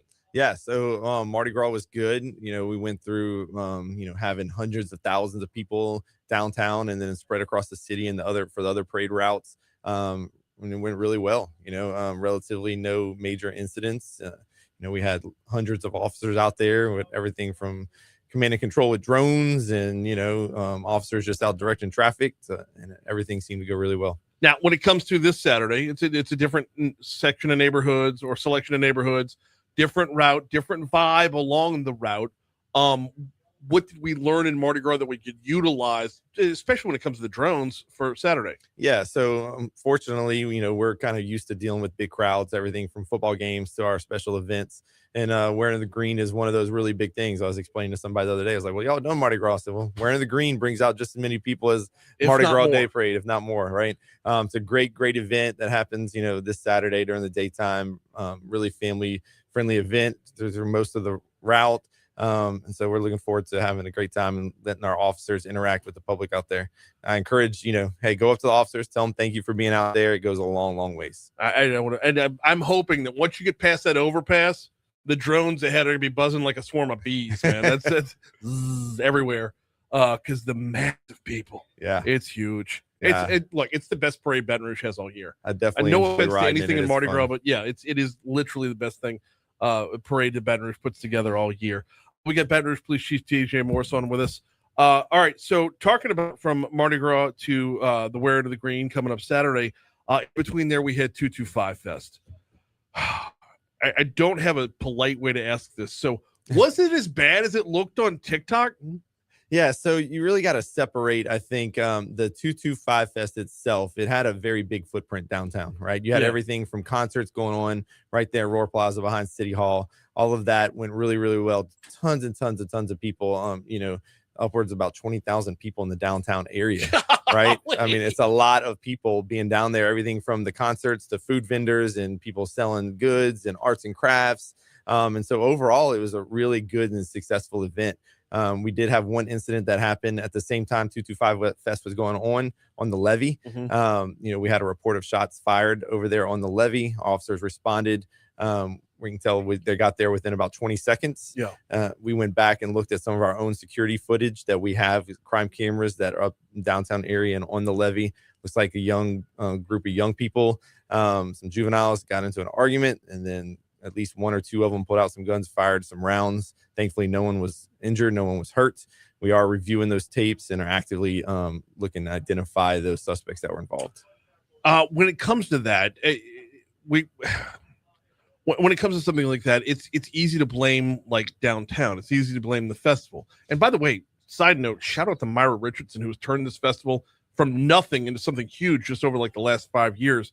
But it's grown remarkably. But like you said, it wasn't necessarily at the festival. The festival wasn't the heart of the problem. Yeah, I mean, the festival, it really depends what you call the festival. The festival is really big, and I've seen some people online like, hey, my booth was set up just a little bit away from there, right, from the levee. So it really depends what you call the festival. Was it the stage where the concert was going on? Was it all the people selling things? It's a big event down there. We had a lot of officers in the area. It kind of goes to that conversations we've been having about special events and, what does Baton Rouge Police Department need to cover out of our overtime budget? So what does other people need to cover to hire some security so that we can make sure we have it fully staffed? Government Street was just gridlock. Yeah, a lot of traffic. Yeah, I was coming from LSU back over here to Guarantee, and I turned around on Nicholson, went back and we wove my way around. It was 100% gridlock on government. And the videos were just insane. Mm-hmm. Yes, sir.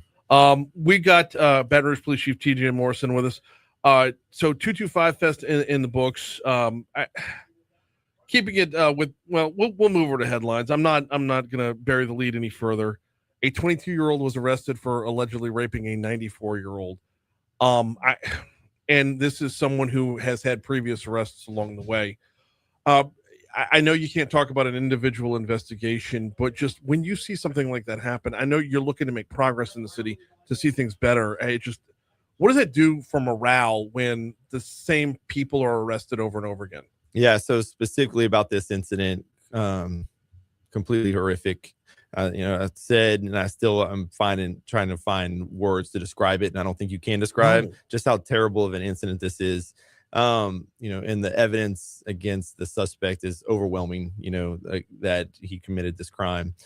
But it does go into a kind of a bigger conversation and you can go, I encourage everybody, please go look at our Facebook page, look at the arrest that we make, just recently make an arrest, on a serious drug dealer. And then you look at the bottom, we always include criminal history on the bottom after we arrest, and, arrested for first-degree murder and aggravated battery and all these other things before. So it goes into a bigger conversation on the just what happens after the arrest and the rest of the criminal justice system.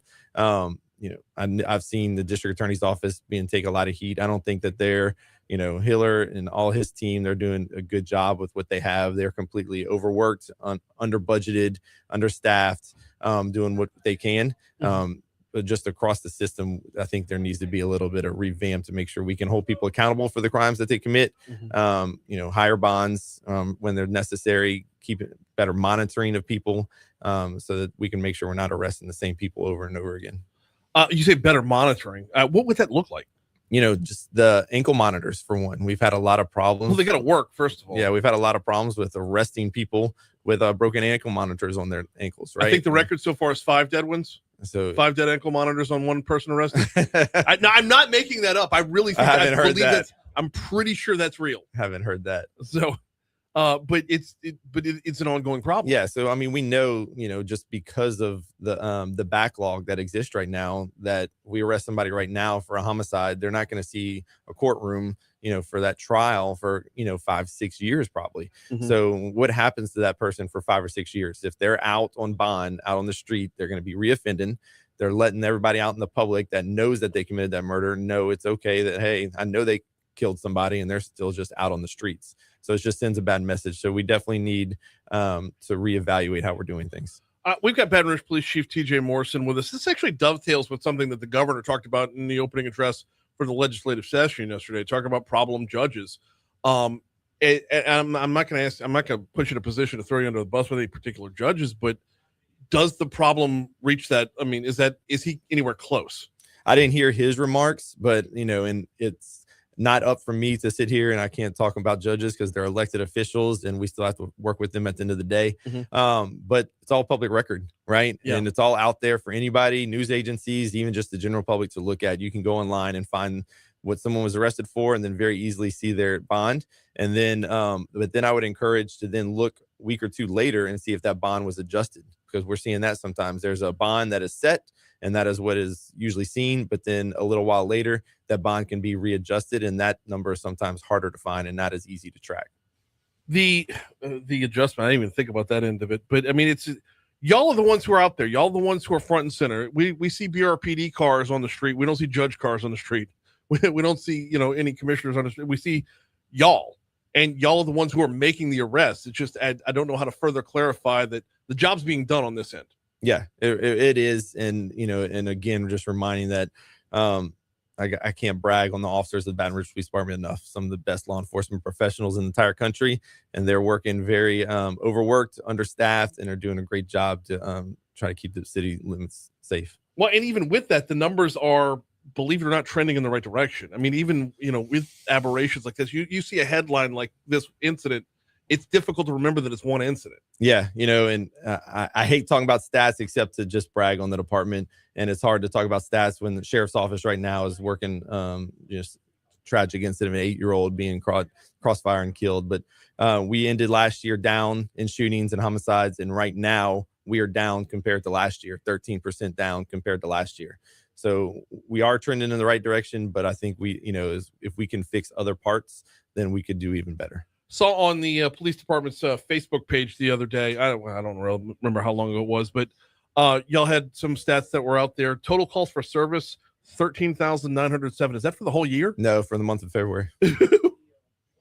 Yeah, usually wind up over 200,000 calls for service every year. I mean, this was it says it right there in the caption. It's stupid me didn't read the caption. Total for February of 2026. Total traffic crashes 1,495. Total gun seized. Y'all pulled 103 guns in 1 month. 1 month. The shortest month, though, by the way. 1 month. It's not even a leap year. 39 juvenile arrests, 285 felony arrests. How does that compare, like month by month? Is it about what we're going to expect for March? Yeah, it's about average. That's not big spike in numbers, and we'll put them back up there at the end of March so everybody can see what March looked like. Trying to go back to that transparency word, trying to be as transparent as possible, show everybody the work that we're out there doing. Just a couple minutes left with Baton Rouge's Police Chief TJ Morse. Want to pivot over to if we're giving some kudos to some officers out there. Y'all got a big banquet coming up on Friday. Yeah, so Friday night we have our annual Chiefs Awards banquet. We're going to be celebrating the great work that officers went above and beyond last year. Giving out, I think, about 7 or 8 life-saving awards and Medal of Merit and Officer of the Year, Detective of the Year, Civilian of the Year. So a bunch of awards like that. It's going to be a great event that we're having Friday night. That's pretty cool. Has that always been done? Yeah, so it's something that we do every year, at the beginning of, the year to celebrate last year. And so it's a really good time to come together and, those officers that, like I said, went above and beyond, kind of recognize them. They get to bring their families.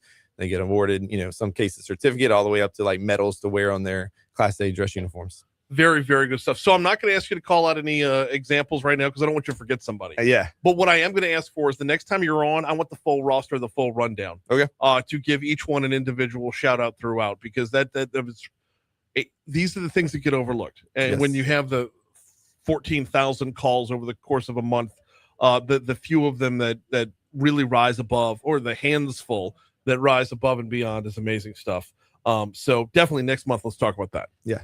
100%. In the meanwhile, always appreciate the time, sir. Thank you very much, Brian. He is Baton Rouge's Police Chief TJ Morse. We got exactly 1 minute until we have to hit our Your Money Now. Got to remind you about the folks over at Neurojust. Neurojust.com is the website. If you've been battling with anxiety or depression and have thus far been treatment resistant, meaning the sit down, talk it out therapy isn't exactly for you, or you hate the antidepressants, the meds showing diminishing returns, you hate the way you feel, give Neurojust a look. TMS therapy is what they specialize in, transcranial magnetic stimulation.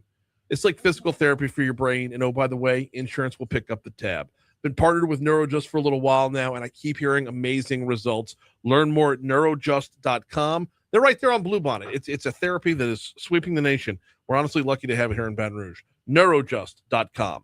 Here is Your Money Now on Talk 107.3. Always goes by Thank so you fast. for not moving the mic until after we were done. The number of guests that thunk right in the middle of the library. Yeah, I appreciate that. Let's go by faster and faster. Kill.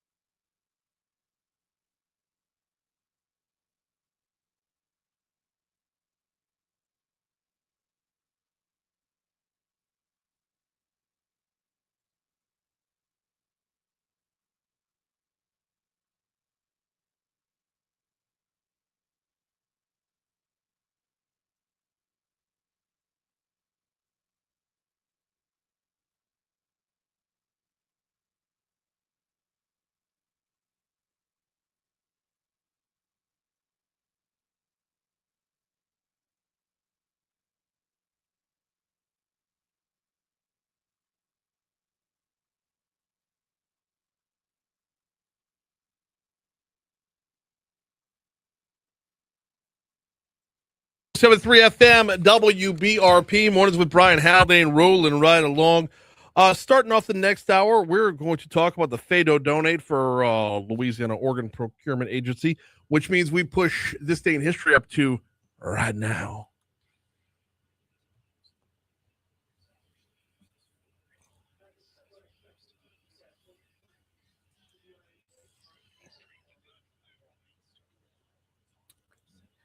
All right, Brian, we're going to have a little fun today with some weird news because there Okay. wasn't a whole lot of news. There but, wasn't? well, no, not that I can find that's notable to talk about. But first, let's start off with 1864 with the Red River Campaign. It begins Louisiana Civil War operations. Yeah. Yep, aimed at Man, you from Shreveport. capturing Shreveport, all the casinos. All right. 1893, here's your weird news. New York bans pigeons from drinking and bathing. A strange ordinance that banned pigeons from drinking from public fountains. Like what? Like why? Just if I'm going to have an ordinance, why that? How do you punish a pigeon? That's what I'm saying. You go fuss him. He's just going to look at you.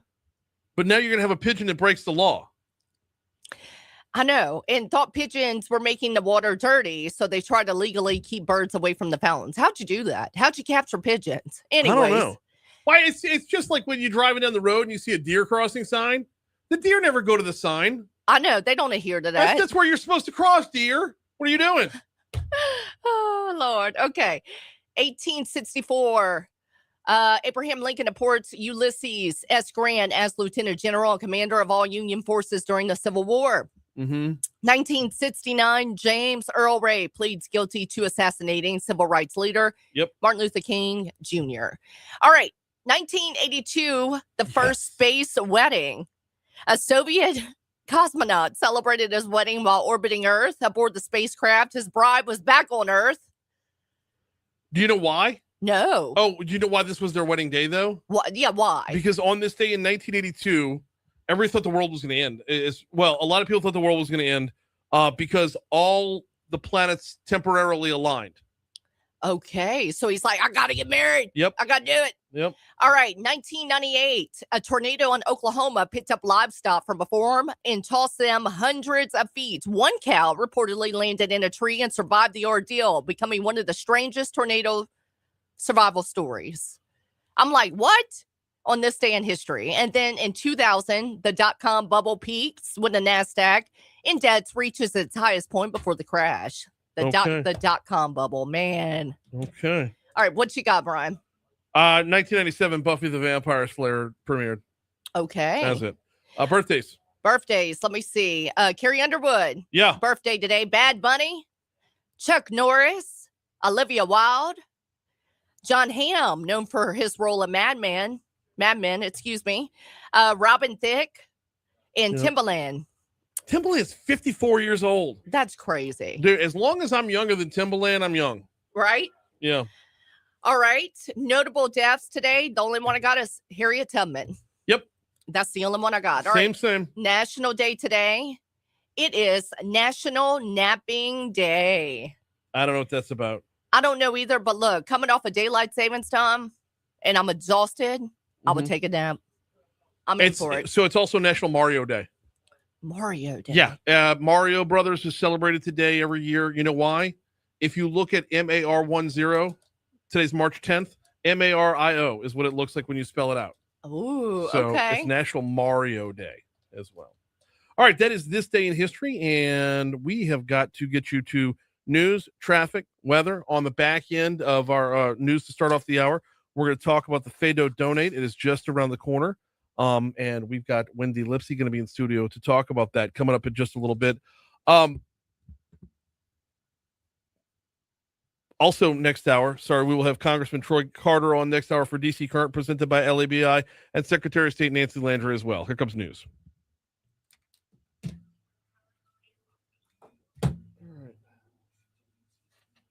I need to forward this to you to get up on the big screen.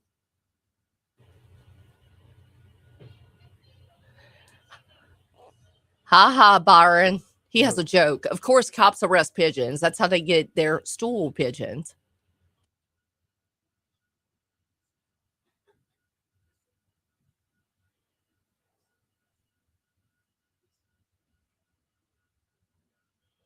All right, I just emailed you the logo for Fado Donate. So when Wendy comes on at 8:05, I want that on the big screen.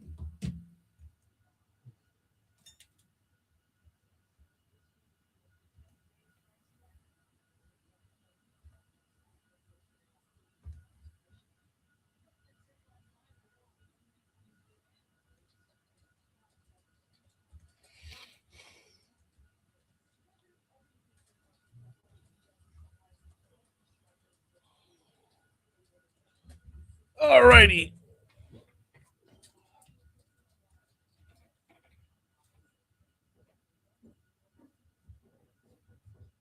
Come on in.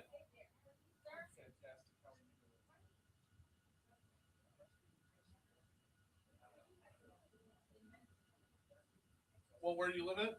Willow Grove over by like between Blue Bonnet and Segan. Oh yeah, So total crapshoot to get here. So like getting here looks like I'm calling my son Luke. I'm like, how should I go? He goes, I was like, I'm just gonna go Burbank all the way up, come the back streets. He goes, I don't know what the flooding is like over there still. He goes, I would get all the way on Perkins to get to the very end of Perkins to get on the interstate. So that's what I did. Yeah. But I was like, oh no, it's crazy. But I made it. Yes, you did. So you're here. I have got. Let me get my little Yeah. small. The chair tends to roll back on people, so Little small stuff Hello. over here. you're good. So I thought we could, maybe you already know, but like just talk about the event, what to expect that night, and exactly where the money's going. It's for Ochsner Okay. Transplant Institute, which is the only transplant institute of the Gulf South. Really? Yeah, so I'm not like sitting here asking people to compete against Our Lady of the Lake that are Our Lady of the Lake people, Baton Rouge General. Right. This is the, if you go to the Lake of the General, you're not getting a transplant because they don't do them. Right. So Okay. I'm not competing with. Well, you know, good to know because Our Lady of the Lake is a sponsor of the show. So Yeah, but But- they're yeah, even but if this isn't they competition. would send someone to Oxford, right. because they don't do that. They can pronounce someone brain dead and say they need it. You know, they can donate the organs, but they can't do the transplant. Like if someone dies at But like to remove it or to No, put it in? They would, doctors would have to go put their eyes on it. I mean, I wouldn't even bring up the lake, but it's to like if somebody was pronounced dead, LOPA would go in and talk to the family, and then they would be moved to either like the LOPA hospital part to remove the organs. That would go to Ochsner, whoever is first up on the list. But the lake doesn't do transplants. Neither does General. Neither does Women's Hospital. So we're not fighting against Okay. any of them. I just brought this copy for you and Gordy for some of the live auction items. Oh, I don't know if you wanted to bring the. and you're having us back out again, right? Yeah, y'all are doing it. Okay. Yeah, it's you and Gordy. Y'all are the MCs. I was gonna have you. March 28th. Yeah, I was even gonna have you. We have dignitary. We have the mayor. It's and a the Saturday? chief of staff Saturday coming, and I was gonna see about you introducing dignitary, and then the mayor was gonna come up and make a proclamation. We're at Live Oak O'Brien again. Yep. Done. Got it on there. Also, Boom. and then this, I've got one for you and one for Gordy. It's just a basic timeline of events that night. Okay. Just to have, like, are you going to see Gordy? Yeah. You give him that copy? Absolutely. So I was just going to talk about. He's the supposed to money. pop in. I don't know if Wednesday. it's here. He said I didn't understand his text. He said, Welcome to my world. He said, I'm running flats. That probably means late. Okay, flats. So I was like, I'm running flats. And I'm like, I don't know what that means. Is he running? No, I think he's trying to say he's running late. Okay. Instead of flat. Yeah, it was probably voice to text. Yeah, I'm running Because it late. said flats. So I was trying to understand flats. No, I think he was trying to say running late. Okay, well, if he shows up, he's more than God welcome to bless. join in. So just so that you'll know, all the money, our family donated a significant amount of money to Ochsner for the new organ pumping center. And what that does is it's right now we have one liver and 2 kidney pumps. But we get somebody needs to they put the liver on this pumping center and it pumps for a day instead of keeping it on ice like it used to. And flow, the blood oxygen flow, and these machines do it, and the machines read the data and tell the doctors, this organ is perfect for this patient you're wanting, or this organ isn't good at all. Like it literally reads if the organ is healthy enough to go into a patient before it's put in a patient. Wow. And then they go into rejection. And that's where all the money's going towards. So they're raising money to get 1 more liver pumping station and 2 more kidneys. This organ pumping station. And we were the first donors to donate money to that. And now this night, Fado Donate. We're raising money. We've sold out sponsorships. Totally sold out sponsorships. Individual tickets are still available, but we're raising money that night so we can have another pumping station. Okay. And save more lives. Let's go. Goal. All right.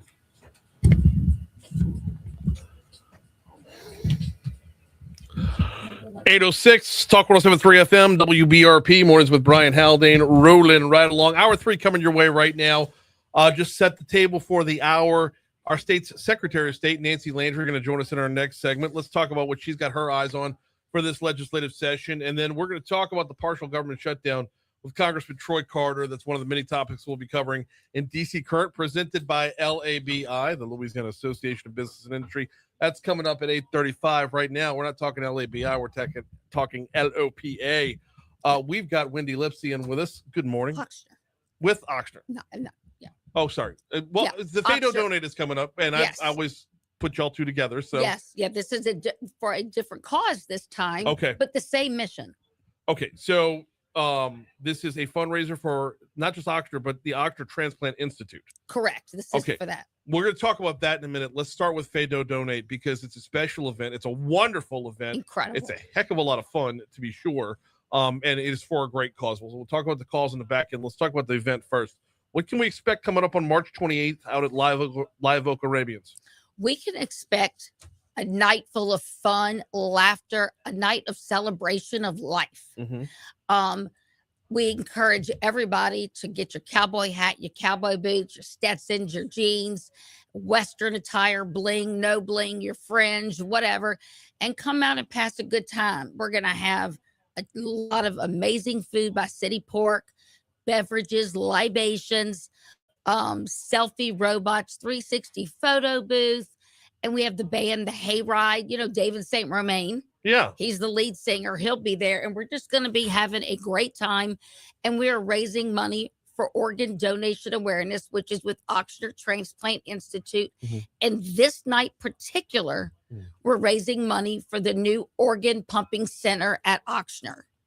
Organ Pumping Center at Ochsner. Okay, now, and I said we'd get to all that later on. Let's get to it now. Let's get to it now because this is unbelievably important. And if I can just editorialize, really cool technology. What is a pumping state? What is a pumping center? Okay, so recently Ochsner was able to get, they got a liver pumping center and 2 kidney pumping centers, like machines. Mm-hmm. And what they do is when someone's about to receive the gift of life, an organ, whether it's a kidney or a liver for right now, goes into these pumping machines and it pumps oxygen, helps the blood flow, and it gives data. And it tells the doctor if this organ is right for the patient that it's about to go in. Is it healthy? Is it viable? Is there anything wrong with it? And the data will tell you if the organ is not good and there's something wrong with it. These tests run for hours getting data, and there's someone in the room all the time taking the data, giving the information to the doctors. And at the end of it, the doctors may say, the machine may say, this organ is no good for anyone at all. It's a bad organ. It's not right to go into anybody, which is good to know because then a bad organ isn't going into a person that will later go into rejection. Right. But it does indeed tell them if it's the right organ for this next patient, and it makes that patient's recovery time easier. They can get out of the hospital sooner without going into any kind of rejection or not having any infections. But the organ is healthier now going into the patient than it ever has been. So this is, if I'm hearing you right, this isn't just a matter of it'll tell you if the organ's good or not. It's also a matter of if it'll tell you if the organ is a good match for that particular patient. So there's a scenario where the pumping station the data will say this is still a good organ, just not for this guy. Exactly. Really? Yes. And it goes down, with kidneys, there's a lot of things that go on. You have, and liver, right blood type, the size of the organ. If a very large man was donating to someone small like me, that organ may be too big for me. But we know by the size, we can look at the size. But also with kidneys, there's antigens involved. And it lets you know, hey, this organ is great for this patient, or maybe it's better for the next patient waiting. And it really gives data it's like state of the art, like never seen before. So right now, Ochsner has 1 liver station, 1 and 2 kidney. So the night of the Fado Donate, March 28th, that is exactly where the money's going. We are raising money to get another liver station and 2 more kidneys. Why? So we can save more lives. So that night at the Fado Donate, when people are buying their tickets and they're raising their paddle at the paddle raise and they're buying live auction items, they know exactly where the money is going for that night, where for these pumping stations to save more lives, which is the end goal here. That directive of purpose is amazing. Normally, when you see a fundraiser, an auction, or any of these events, normally they go quote unquote to a good cause. Normally, it's going to awareness, it's going to research. This is a very direct, cause and effect. You donate and this is what you're getting. Like you got receipts. Yes, I've got receipts. I can tell you where the money's going. We will have the Ochsner transplant doctors there and the philanthropy department, probably around 6 tables worth, that people can ask questions, learn more about it. Dr. Ari Cohen, who's the head of transplant surgery, will be on stage that night talking about the pumping center. So everybody knows before they raise their paddles exactly where the money's going. And I don't know if you know or not, but Ochsner Transplant Institute in New Orleans is the only transplant center in the Gulf South. Amazing. It's amazing. That's because it on the one hand, the level of work that they're doing is miraculous, nothing short of miraculous. But on the other hand, the Gulf South, that's a large region. Yeah, it's large, and it means a lot to me. Well, okay, I tell you what. Can you give your 2-minute backstory? Because I always work under the assumption that we all know your story, but not everybody knows your story, right? Yeah. So when I was age 18, I was not feeling well, and I was diagnosed with a rare autoimmune disorder, primary sclerosing cholangitis, that affects my liver. And I was told that one day I would need a life-saving liver transplant. Many years go by. That was in 1988. And by 2007, I'd been sick, in and out of the hospital. The doctors finally said, actually, my first doctor was our Senator, Bill Cassidy. No kidding. And he'll be there that night as well. Okay. He was my first doctor, and he sent me to Ochsner to get on the transplant waiting list. And I waited from 2007 to 2009. Finally, in 2009, I received the biggest gift of life, a liver, from a selfless donor. His name was Christian. And if it weren't for Christian, I wouldn't be alive. And I live my life through his legacy. I want to make sure he is never forgotten. However, 5 years later, after that transplant, my liver went into rejection. Yeah. Did not expect that. Little did I know that was going to happen. 5 years later, I'm back in the hospital weighing 86 pounds in 2015, and I'm dying. I am jaundiced. My son is losing his mother, and I'm dying. And the doctor said, not only do I need a liver, but I also need a kidney. Oh, wow. Yeah. And I'd never had kidney problems. So all the toxins from my body that were in my liver had gone to my kidney, which were also in my brain. And I had hepatic brain encephalopathy, like brain fog. I couldn't talk. I couldn't communicate. I was in a coma. I was sick. And I'll never forget the doctors coming in the room and telling my son, who was 14, Luke, and my mom and dad, that if I didn't get a liver and kidney within 72 hours, I would no longer be alive. I would be dead. And at that 72-hour mark, The doctor came in and said, we found a perfect match. We're going to go take a look at the organs. And by tonight, you'll have a liver transplant and a kidney transplant. And that did happen on March 2nd, 2015. And I'm alive and well today because of the gift of transplant in life. I encourage everybody to sign up to become an organ donor and come to the Fado Donate. Celebrate life. Whether you're a donor, you know someone who's a donor, they may have donated a kidney to somebody or partial liver. Come one, come all. It's a night of celebration and a lot of fun. Fado Donate, if you want to look it up on Facebook, because you'll get all the pertinent information on Facebook on the Fado Donate for the night. Just look up FAIS, Fado, D-O, Donate. Is where you're going to find it coming up March 28th at Live Oak Arabians. David St. Romain and the Hayride are going to be on stage. City Pork's going to be on table, and it's going to be a fantastic night. In fact, I'll go this far. Last year, I went and bought cowboy boots for the first time in my life. You did? Okay. I did, and I've worn them once. But we got to make sure, because you're going to wear them twice, because we got to make sure people know we have incredible MCs coming that night to do the paddle race and live auction.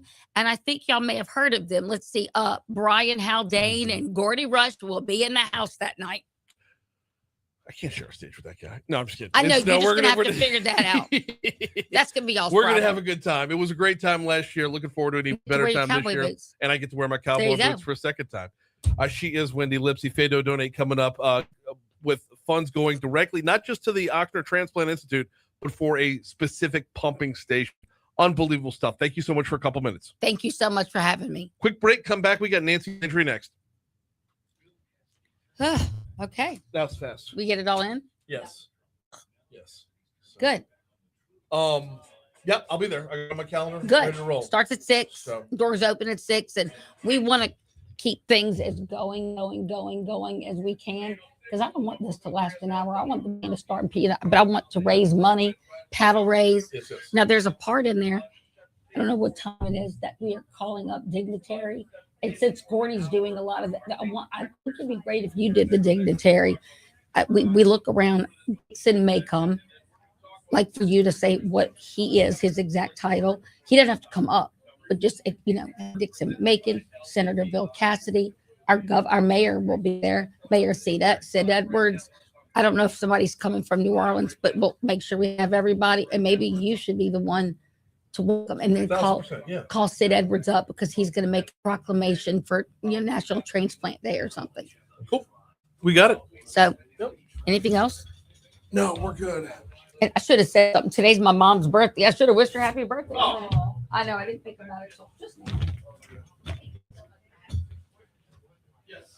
She's already calling me like I'm still sitting in the chair. Now, was that on Facebook Live? Yes. Oh, good. Okay. I told people look on Facebook Live. You sure was. Nancy, Wendy. Hello. Right. How are you guys? Thank you so much. I appreciate y'all. Y'all have a great day. We're in a little bit long right there. My apologies. Eating up your time.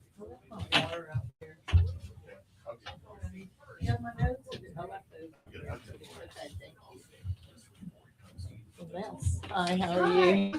Nice to meet you. Oh, y'all hadn't met yet? Yeah, I think so. Big tall chair. My feet dangling. Thank you. Thank you.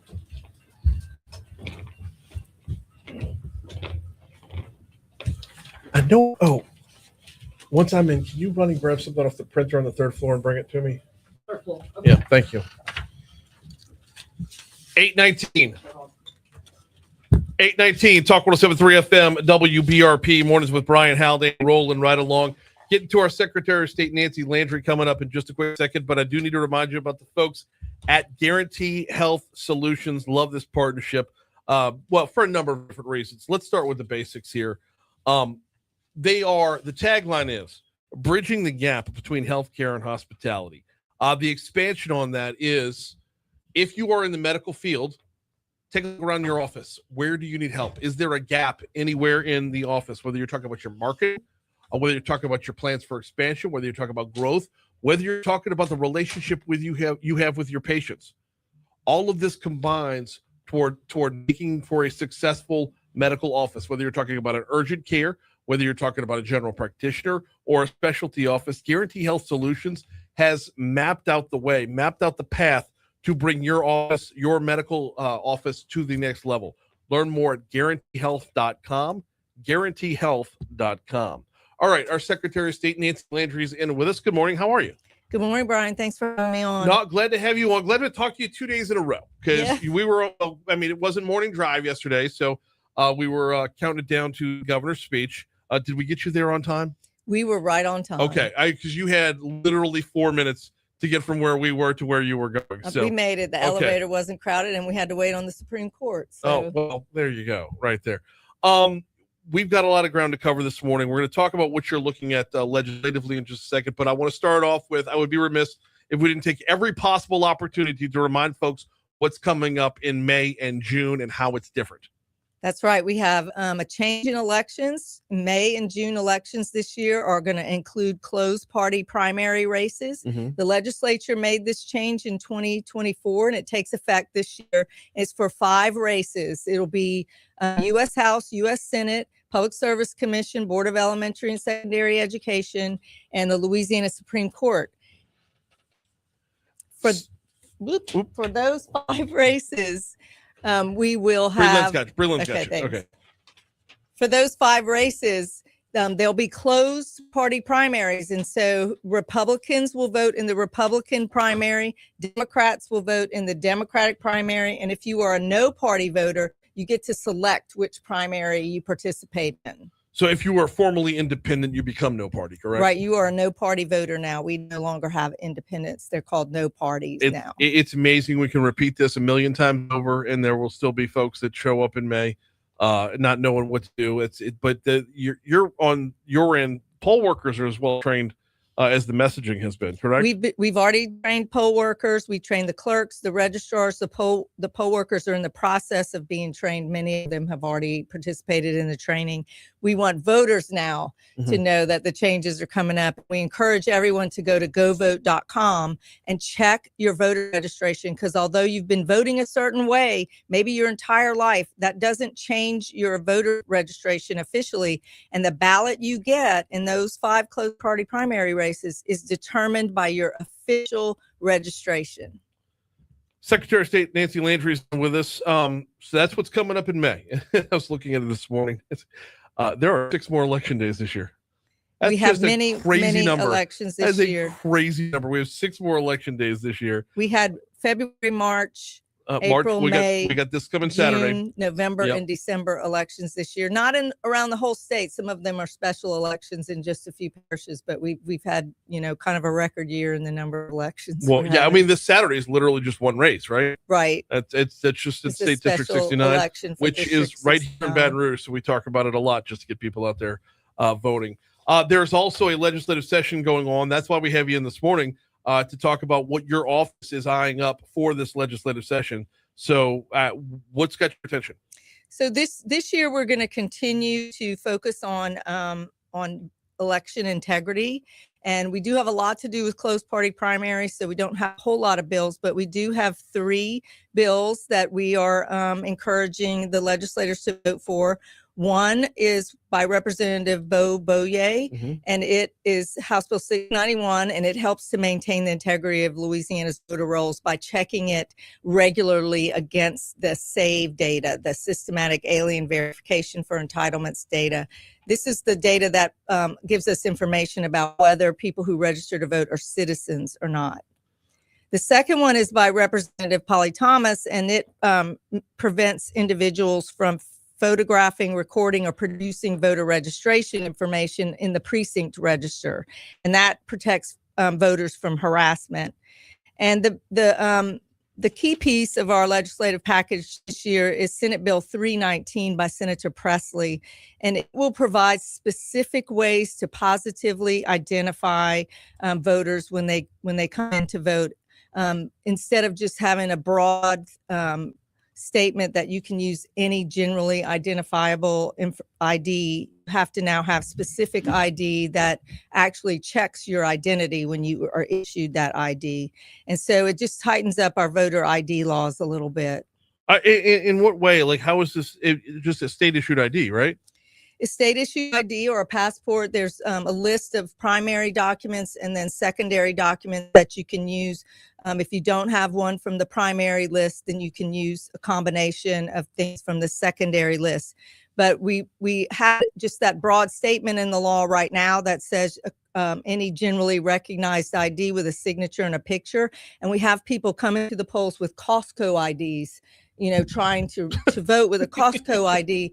And that, you know, is not your identity is not verified in those instances. And so we want to move towards a more secure method of using identification that that requires you to prove your identity when you get it. So state issued ID in Louisiana, we have a free ID, free state issued ID. So if you are not a driver and you don't have a driver's license, you can get this state issued ID for free at any OMV office. Which is also important to remember, because every time we hear about voter ID laws, we hear about like it's unfair because of the cost of the ID is free. It's free. That part of it always gets overlooked in the discussion somehow. And by the way, don't sleep on Costco. They run a pretty tight ship over there. I would no shade on Costco. We just want to make sure that the IDs we're using are IDs that verify identity before they're issued. Okay, I want to talk about this. The bill by Representative Thomas prevents individuals from photographing, recording, or reproducing voter registration information in precinct registers. What does that mean? So we have people who come in sometimes and they want to take a picture of the register to see who's voted and who hasn't voted, and then they use that to call people. But we also think it's an opportunity for fraud when people do that, and it exposes people's personal identification. It's a fantastic opportunity for fraud. And so we want to make that a prohibited act under the election code. Okay, so like the book, you're talking about the book you sign, right? Like when you go in to vote, you talk about the book you sign. So like if I go in and I'm under my name and I sign my name and I take a picture of that sheet, I can see who hasn't voted yet, right? Correct. And I could use that sheet to run over to Costco and give myself a membership over there and come back with a Costco ID and then say I'm somebody else who was on the page. We want to prevent and nobody would be the wiser. Well, I mean, I think we would eventually catch most people who try to do that because people would You'd come have to have someone complain, but you can't know unless someone complains about it. So I mean, the way it stands right now, this is important. I'm fired up about this bill. This is because I didn't realize that was a thing.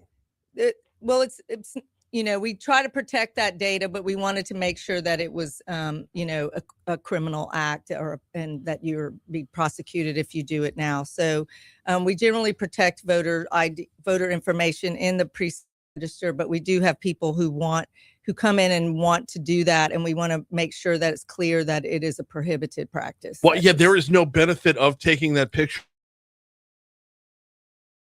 The scenario where there would be. That's well, a they great use it bill. to get out the vote too. They call the voters who haven't voted yet. So we're but we want to protect that, protect voters from being harassed.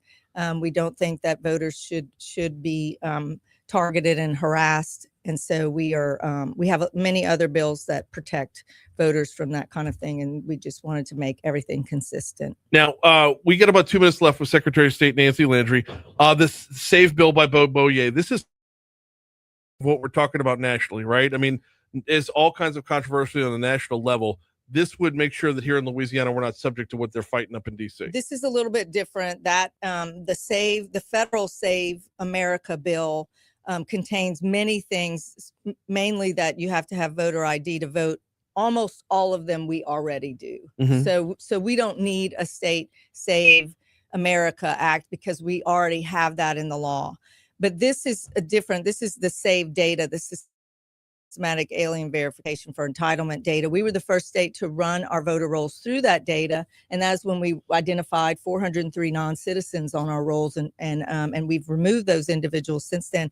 And we plan to run any new registrant through that data as well to see if they are a non-citizen. But this bill codifies our practice that we do voluntarily and says that any future secretaries of state will have to run the voter roll through the SAVE data to identify non-citizens. So we're happy to do it voluntarily, but we wanted to codify it to make sure it's done in the future. Why? I mean, I'm looking at this, a lot of people have a number of bills on the agenda to keep up with during the legislative session, but we're already fourth in the nation in election integrity. So I mean, really, this is you're fine tuning at this point. That's right. We have great elections in Louisiana. We have other states modeling their laws after ours, and the legislature has done a great job of passing bills that protect our election integrity, and that's why we're ranked number 4 in the nation. But we're always finding new ways that we can protect our elections, and so we stay on top of it, and we plan to bring bills anytime we see a gap. We will bring a bill to try to strengthen and tighten our election laws.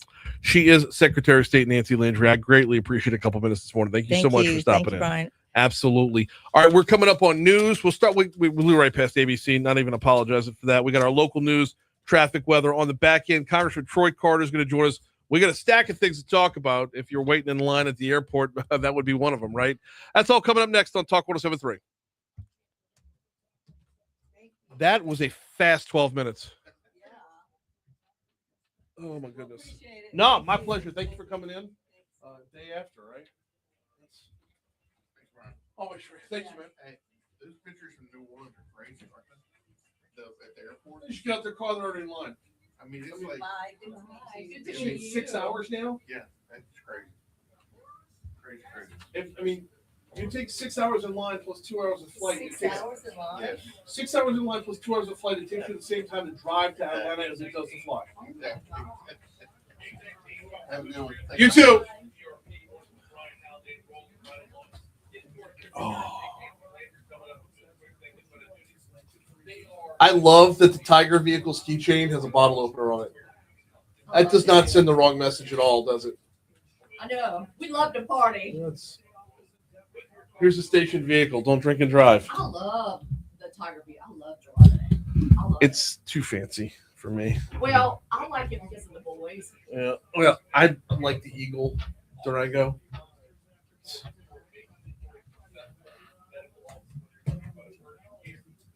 You brought the Tiger home last night? No, I'm about to bring it home today. I borrowed my mom's car to come to work this morning. She isn't working this morning. She's working in the afternoon.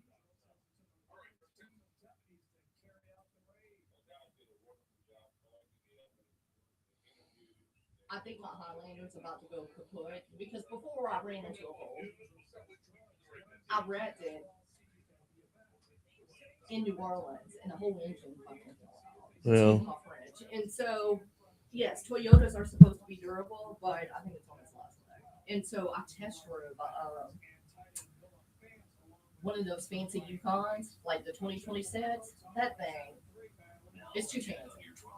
Yeah. I don't need something that expensive either. Because running out of gas. Is Congressman calling us? Yeah.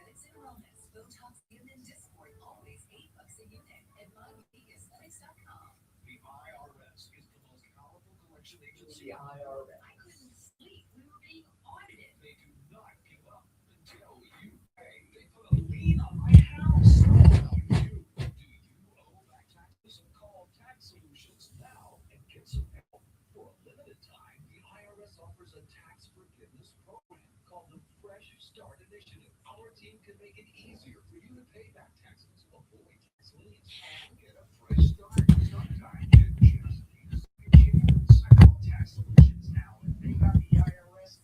My bad. Tax Solutions now. Our affiliates are all accredited by the Federal and members of the National Association of Tax Professionals. Just say something and overcame the most powerful collection agency in the world. Time is running out. Call Tax Solutions now.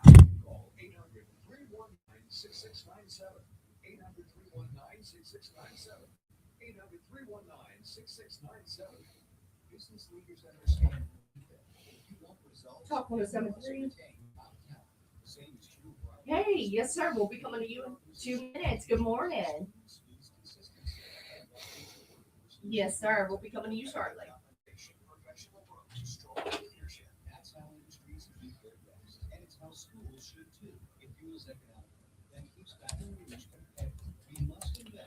Oh man, it is.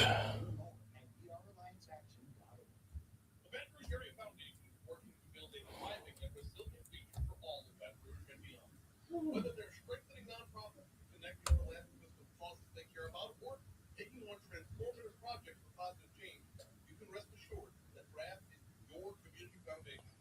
Join a network of like-minded individuals dedicated to making a difference by becoming a member of the Veterans Area Foundation. Learn more at raf.org/membership. BRAF.org/membership.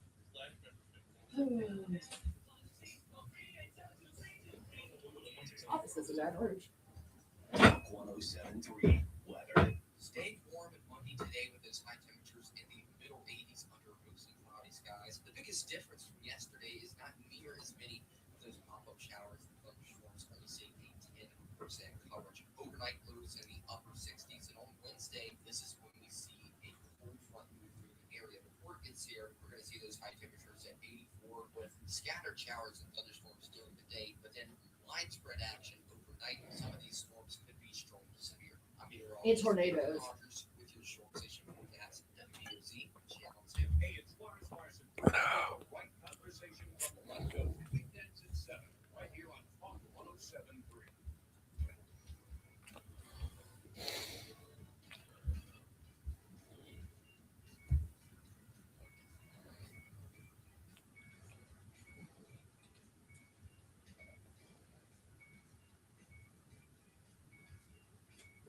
All right. 837 Talk 107.3 FM WBRP mornings with Brian Haldane rolling right along. Boy, it's been a minute since we caught up with Congressman Troy Carter. It's time for DC Current. Let's hit it.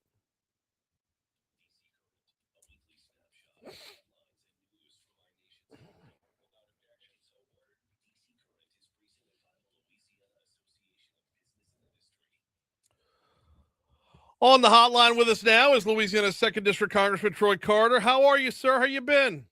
I am doing fine, man. You're right. It feels like we have not been able to sync up for a while, but I'm happy to be back. Well, I mean, you've been traveling in the past. Today, I would imagine you're just waiting in line, right? Yeah, right. It's a rough situation on it. Very good. Do what? Listen, it's a challenging time. It's a challenging time across our country. It absolutely is. What's the latest on moving it forward, though? Where are we? We just got to get to the table, man. We've got to negotiate. These things happen. And it's just a reality. You know this in your life, in your family, in your business. When communication and negotiation stop, things fall apart. Mm-hmm. We should never, and I want to underscore this, and I've said this every single time, we should never allow the people to take the brunt of our failed negotiations. Because we aren't able to come up with agreements, we should stay at the table until we do it. Shutting down the government should never be an option. Should never, ever be an option. I've said it every single time. I'll say it every single time. That every time there's been a government shutdown, it has been a failed proposition. It has never worked. And now our TSA workers are made to show up every day to not be paid. It's just not fair. People still have bills, their mortgages are still due, rent is still due, car notes still due, insurance is still due, but your paycheck doesn't come in. I am anxiously waiting to get back to the negotiation table and work through the differences. This is not calling balls or strikes or who's right or who's wrong. We're wrong for not negotiating to the end and avoiding a shutdown. Congressman Troy Carter with us, and yeah, I couldn't agree more on that front, because I might be wrong about this, Congressman, but it feels like it's worse when it's a partial shutdown. Because when it's a partial shutdown, you can turn a blind eye to it. I'm not saying anybody would, but I'm saying you can. If the whole government shuts down, it doesn't. If it's not affecting you, you don't feel it. Right. Right. So right. If I'm not flying, airport, right. That's right. It's just that somehow makes it worse. If it's an entire government shutdown, everyone's got skin in the game. But yeah, if I'm not flying this week, then, what do I care? I could just ignore it. So I feel like that it lessens the sense of urgency. Well, it lessens the sense of urgency with social media and with people who are disinfected. It doesn't lessen the sense of urgency for those of us who are granted the power to stop it. Mm-hmm. So, every day we are pushing to try and get back to the table to figure out how to fix this, how to correct the budgetary woes that caused us this, the political woes that caused where we are. Differences of agreements are fine. You're going to have difference of agreement, but you should never walk away from a solution. And certainly to the point that we wait until the last minute. This is not the way to budget. We should never wait to the last minute and wait until we have a looming shutdown where people are going to be impacted. And so, listen, kudos to those incredible federal workers who keep, unfortunately, becoming the eye of the storm for a battle they didn't create, for a fight they didn't start. But unfortunately, they keep taking licks as if they did. For those who may be listening, we're with you and going to try everything in our power to get the government going again and make sure that we never put you in this position again. Well, and there's other parts of this equation that need to factor in to up the sense of urgency, not the least of which is right now we're engaged in attacks on a nation that, oh, by the way, sponsors terrorism at a pretty good clip, while the people who are here to protect us from said terrorism are pulling double shifts with Uber Eats just to make their rent, and they could well be falling asleep on the day job because of it. Ding, ding, ding, ding, ding, ding, ding. You hit the jackpot, brother. You said a mouthful. That is exactly right. This war or conflict or whatever you want to call it, is costing American people $1 billion a day. $1 billion a day.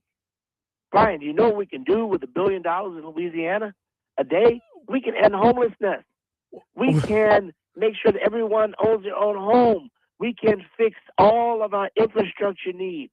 We can take care of education and make sure that everyone has a free education and contributing to our community. We can clean up our environment and enjoy industry at the same time. That was so not my angle, but you're welcome for me putting that on a T for you right there. I mean, I was just talking about the TSA agents themselves. I was talking about the people who are on the front line. But hey, you pick up the ball and run with it. That's what you do. There was so much more that came with that, though, brother. So much more that came with that. Congressman Troy Carter's, I guess. I hate to laugh about things that are so heavy, but hey, this is what happens when you continue talking, right? This is when as long as we stay at the table, this is where it stays amicable, to be sure. I do want to talk about on a similar note. You put out a call for the State Department to bring Americans home that are stuck in the Middle East right now. Walk me through that and walk me through where that situation is. Well, Brian, we know that war is ugly and there are consequences and there's residual impacts that come with war. One of which is not just getting in, but getting out. Mm-hmm. And a part of why the framers of the Constitution was so thoughtful in its checks and balances to say Article 1, subsection 2, that says that only Congress can declare war. It was because it should be a thoughtful process. It should be a process that contemplates all of the ancillary issues like, oh, by the way, what about Americans that are serving abroad? What about American civilians who are working in industry?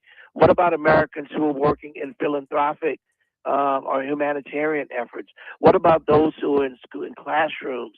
What about those who are vacationing or retired, who live in close proximity? We started getting phone calls from people right here from Louisiana who live in Dubai, who live in nearby areas, and they hear bombs going off. They want to get out of there. They want to get home. And when they call the State Department, they got a recording. And the recording later changed to transfer to a live person, but told them the same thing. We have no new information yet. So we started getting inundated with calls. I tried that phone number, got the exact same thing. So I reached out to Secretary Rubio to say, we've got to do better. We have to have a plan. We have to be able to tell people who are living in the Middle East, if you can't afford to come home, if you don't want to come home, but you want to stay safe, we should have an action line to tell them precautions to take, where to go, where not to go, how to seek resources and refuge. But then for those who want to come home, there should be a way when the airports are closed, flights are canceled. Heck, send a chartered plane. We're spending billions of dollars. Surely we can send a plane to get American citizens out of harm's way. So I think they heard me. They appear to be making some moves, albeit not completely perfected. There has been some actions taken to secure the safe travel of our citizens. It's a work in progress. It's not done, but at least they heard, and it appears to be moving in the right direction. Well, that's good, and you know, God willing, this will be a limited event overall, so that you know we can continue to move forward. But that is good news that things are moving, hopefully moving in the right direction. I see you've been trained to not say war. Because war, you struggled there because war hasn't been declared, because Congress can. This is where the debate is never going to end on this. Congress is the only entity that can declare war, but the president has always been afforded the ability to declare an attack or order an attack, and therein lies the debate that this current Congress, previous Congresses, other administrations, I don't think we've ever actually settled this debate, have we? You can paint wings on a pig, but it still can't fly. And you can call it whatever you want. But when you bomb someone, it's a war, man. And to split hairs, it's a violation of the Constitution. It is a war, and the Constitution is clear, but it's happened. Even though if you go into a facility and it says you cannot use your cell phone, but you still used your cell phone, you still violated the law just because you're doing it. You can't call it something else. Oh, I was not using my phone. It was just resting on my head. You're still breaking the rule. When you use the phone when it said you can't. When you bomb someone without the proper authorization from Congress, it's still war. So what we have to call it is a war that has not been properly declared. That's a constitutional fault. It's just wrong. And it'd be wrong. It's wrong if President Trump did it. It's wrong if President Biden or any other. This is not about Republican or Democrat. This is about the rule of law. This is about our Constitution. It has to mean something. Otherwise, we are no longer the country that everyone wants to mimic, that everyone else wants to be like. We're no longer the superpower. We are the superpower because we are a law-abiding country that recognizes the United States Constitution that is nearly 240 years old, that the framers of the Constitution contemplated nearly everything except a president that would absolutely disregard it. Well, but there's an authorized use of military force within there as well. That's the part that leaves it in limbo to me, and that's why I said, Congressman, you and I are going to solve this on the phone. This has been debated for years and years and years. We don't have something that's as cut and dry as I wish it was as cut and dry as you were describing it, because we would have a 100% right or a 100% wrong. The provisions that allow the president to act, or if we are attacked, then the president doesn't have to wait. The president has a limited scope that he can respond to an aggression, and then Congress comes in and makes a declaration to go further. Yes, the president does have power, but it is limited. He can react. What happened a few days ago wasn't a react, it was an act. See, the president you're correct. The Constitution provides the president with limited powers as it relates to aggression. But that aggression is someone bombs us in the middle of the night. The president has the power to respond. Yes, I totally agree. But if we unilaterally decide to attack someone, That's an aggression that requires action. That didn't have to happen. That was a choice. And whenever we put our young men and women in uniform, be they black, white, any other race, gender, our party, we should be very thoughtful. These are people's children. These are people's fathers, daughters, wives, aunts, uncles. We are already running long. I want to make sure we end on this note. You had a town hall meeting last night. Tell me about it. We had a wonderful town hall last night in St. John the Baptist. We had a packed house. We did a resource fair that started at 9 a.m. where we had representatives from various federal and state agencies. It's a part of my effort to bring government to the people. We call it LA02 Curbside, where we literally bring Veterans Affairs, people to help people with their taxes, people to help with their issues with the health department or healthcare, to assist with SBA. We had all of these agencies on the ground. We had people come in, get their passports. We had people come in to help fill their taxes, get their taxes filed. We had people come in doing health screenings and talk about how to make sure that their paperwork is straight for their Medicaid or Medicare. We had efforts to help our incredible, speaking of our veterans, to be on the ground to help them access their resources. And then we followed up with a town hall meeting at 5 p.m. We were literally there all day long, very successful, hundreds of people coming in and out all day long, accessing agencies. And then we had a packed house for a town hall meeting. We talked about everything, current events, to bring people up to speed on what's going on in their government, and then a very robust Q&A period where I entertained direct questions from the audience. It was a huge success. I'd encourage people to stay tuned, follow us at troy.carter@house.gov to find out when we'll be doing one in your area.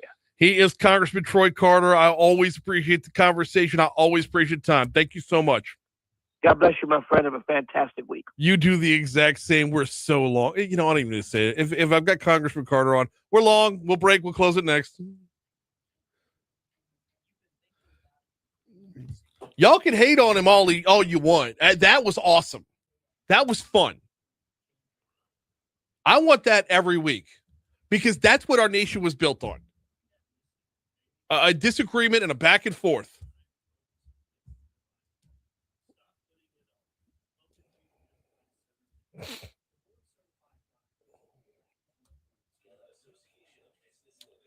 I can't get my Louisiana State Legislature page on got it. Ha ha.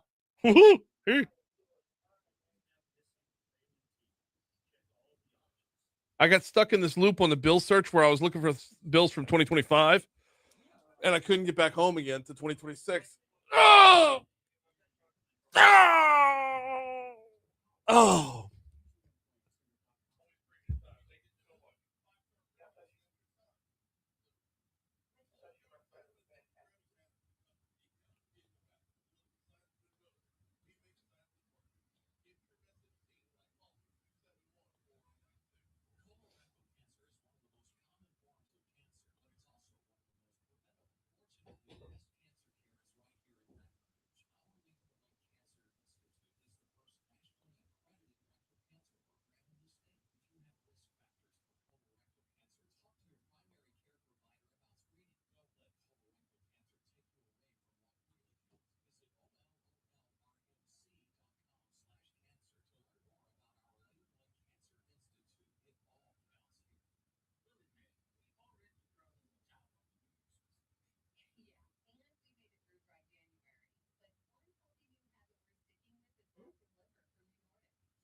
Active liver.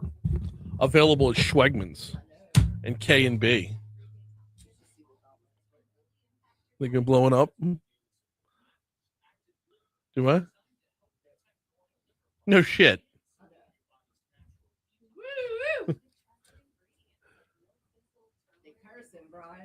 I'm sure.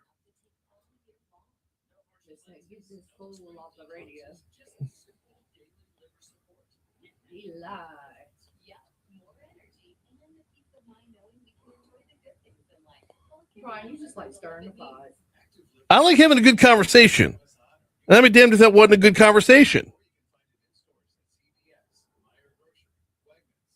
Article 1, Section 2 is different than Article 2. Imagine that.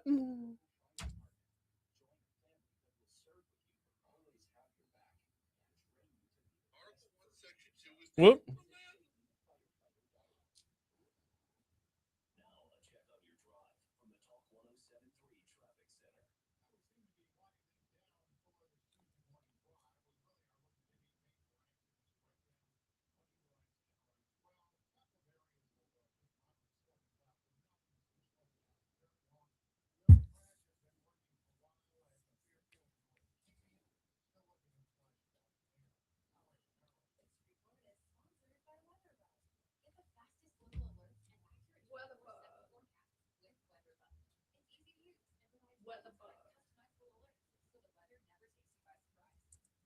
It always does.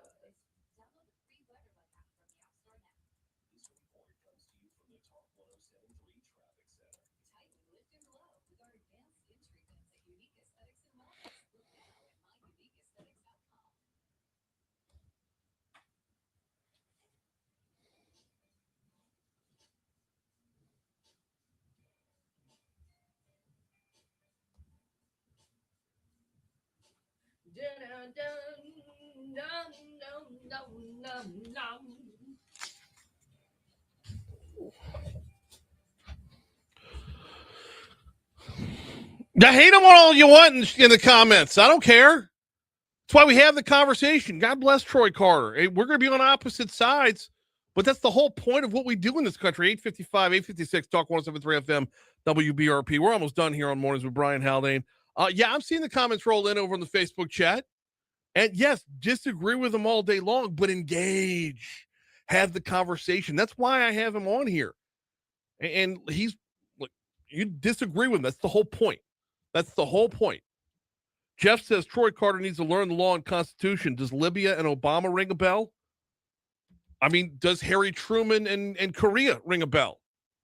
Yeah, it's happened before. Previous presidents have done it, but scholars of the greatest magnitude have had the exact same argument for the last century. That's what I was trying to tell him was we're not going to solve this right now, but we got to keep talking. Just like on the Homeland Security front, we got to keep talking. And this, who was it pointed out? Byron says it's not a unilateral attack. It was coordinated with Israel. That's a big part of it. That's a big part of it. If our intervention isn't curtailing an absolute annihilation, that's a big part of it. But yeah, Congress declares war, but the president has the authorization to utilize military power. And there's the rub. And the congressman, as a member of Congress, is going to have that take. I completely respect that take. Disagree with it, but respect it. And that's what we do every week in DC Current. Well, I mean, we're supposed to just bring you up to speed on what he's got going on, which is why we ran long, so I could get to the town hall so that the people of St. John the Baptist Parish could know they've got some stuff going on, that he is here to serve the people as well, right? Whew. That's fun, though. One Bath and Closets, onebathandclosets.com, 400-8005. Michelle Southern on Eagle 98.1, I was hearing her on a voicing a commercial for One Bath and Closets. Yeah. And she says the bathroom is the most popular room in your house. And until I got my new bathroom, I completely disagreed with her. But now that I've got my new bathroom from One Bath and Closets, now that I called 400-8005 and got David Duvall out to my house to talk about what we could do and then get it done, now I hear that commercial, I'm like, you're darn right it is. With the lighting, with the new vanities, with the new walk-in shower, with the unbelievable customer satisfaction on my end from the job that David and his team did on their end. One Bath and Closets, I get it now. Yeah. So when you have house parties, Brian, everyone's going to want to see everybody's getting in the bathroom. Yeah. We're just going to party in the bathroom right there.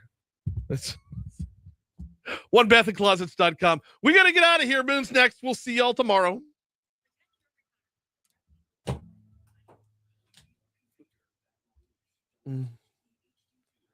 So we have Franz in the house tomorrow, huh? Byron says, I don't hate him. I just felt the need to correct him.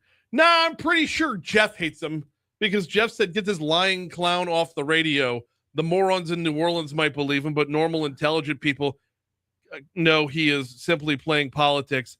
See, there are times when I call him out for that. Oh, well, you know what? The talking about spending $1 billion a day part, that was politics. That, and I put it on a damn tee for him, and shame on me for lobbing up that. It was an unintentional softball, but that's the way it played out. And it was an unintentional softball that he went all rock and jock over the left field wall with it. That's on me. I gave him that opening like a moron. But when it comes to the back and forth about the constitutionality of the attack itself, I don't think he was playing politics. I would think he was stating what he believes when he interprets the Constitution. And I was stating what I believe when I interpret the Constitution. And I feel that on that front, we both made pretty valid points. And I respect the hell out of his opinion. I just disagree with it. So I'll run with that all day long. Damn good time. All right. Franz. And I have no idea who else. We can have the whole hour with Franz if you we want. can have 2 hours with Franz if he's available, because there's a lot going on. There's a lot we need to talk about. When a 22-year-old rapes a 94-year-old, Come allegedly. on. When the Melanie Curtin trial is back in effect. When you have the stage trucker accidents turning into a Sopranos episode. We get a lot. So, but we're going to check in on the legislature as well. We'll see y'all tomorrow. Later on.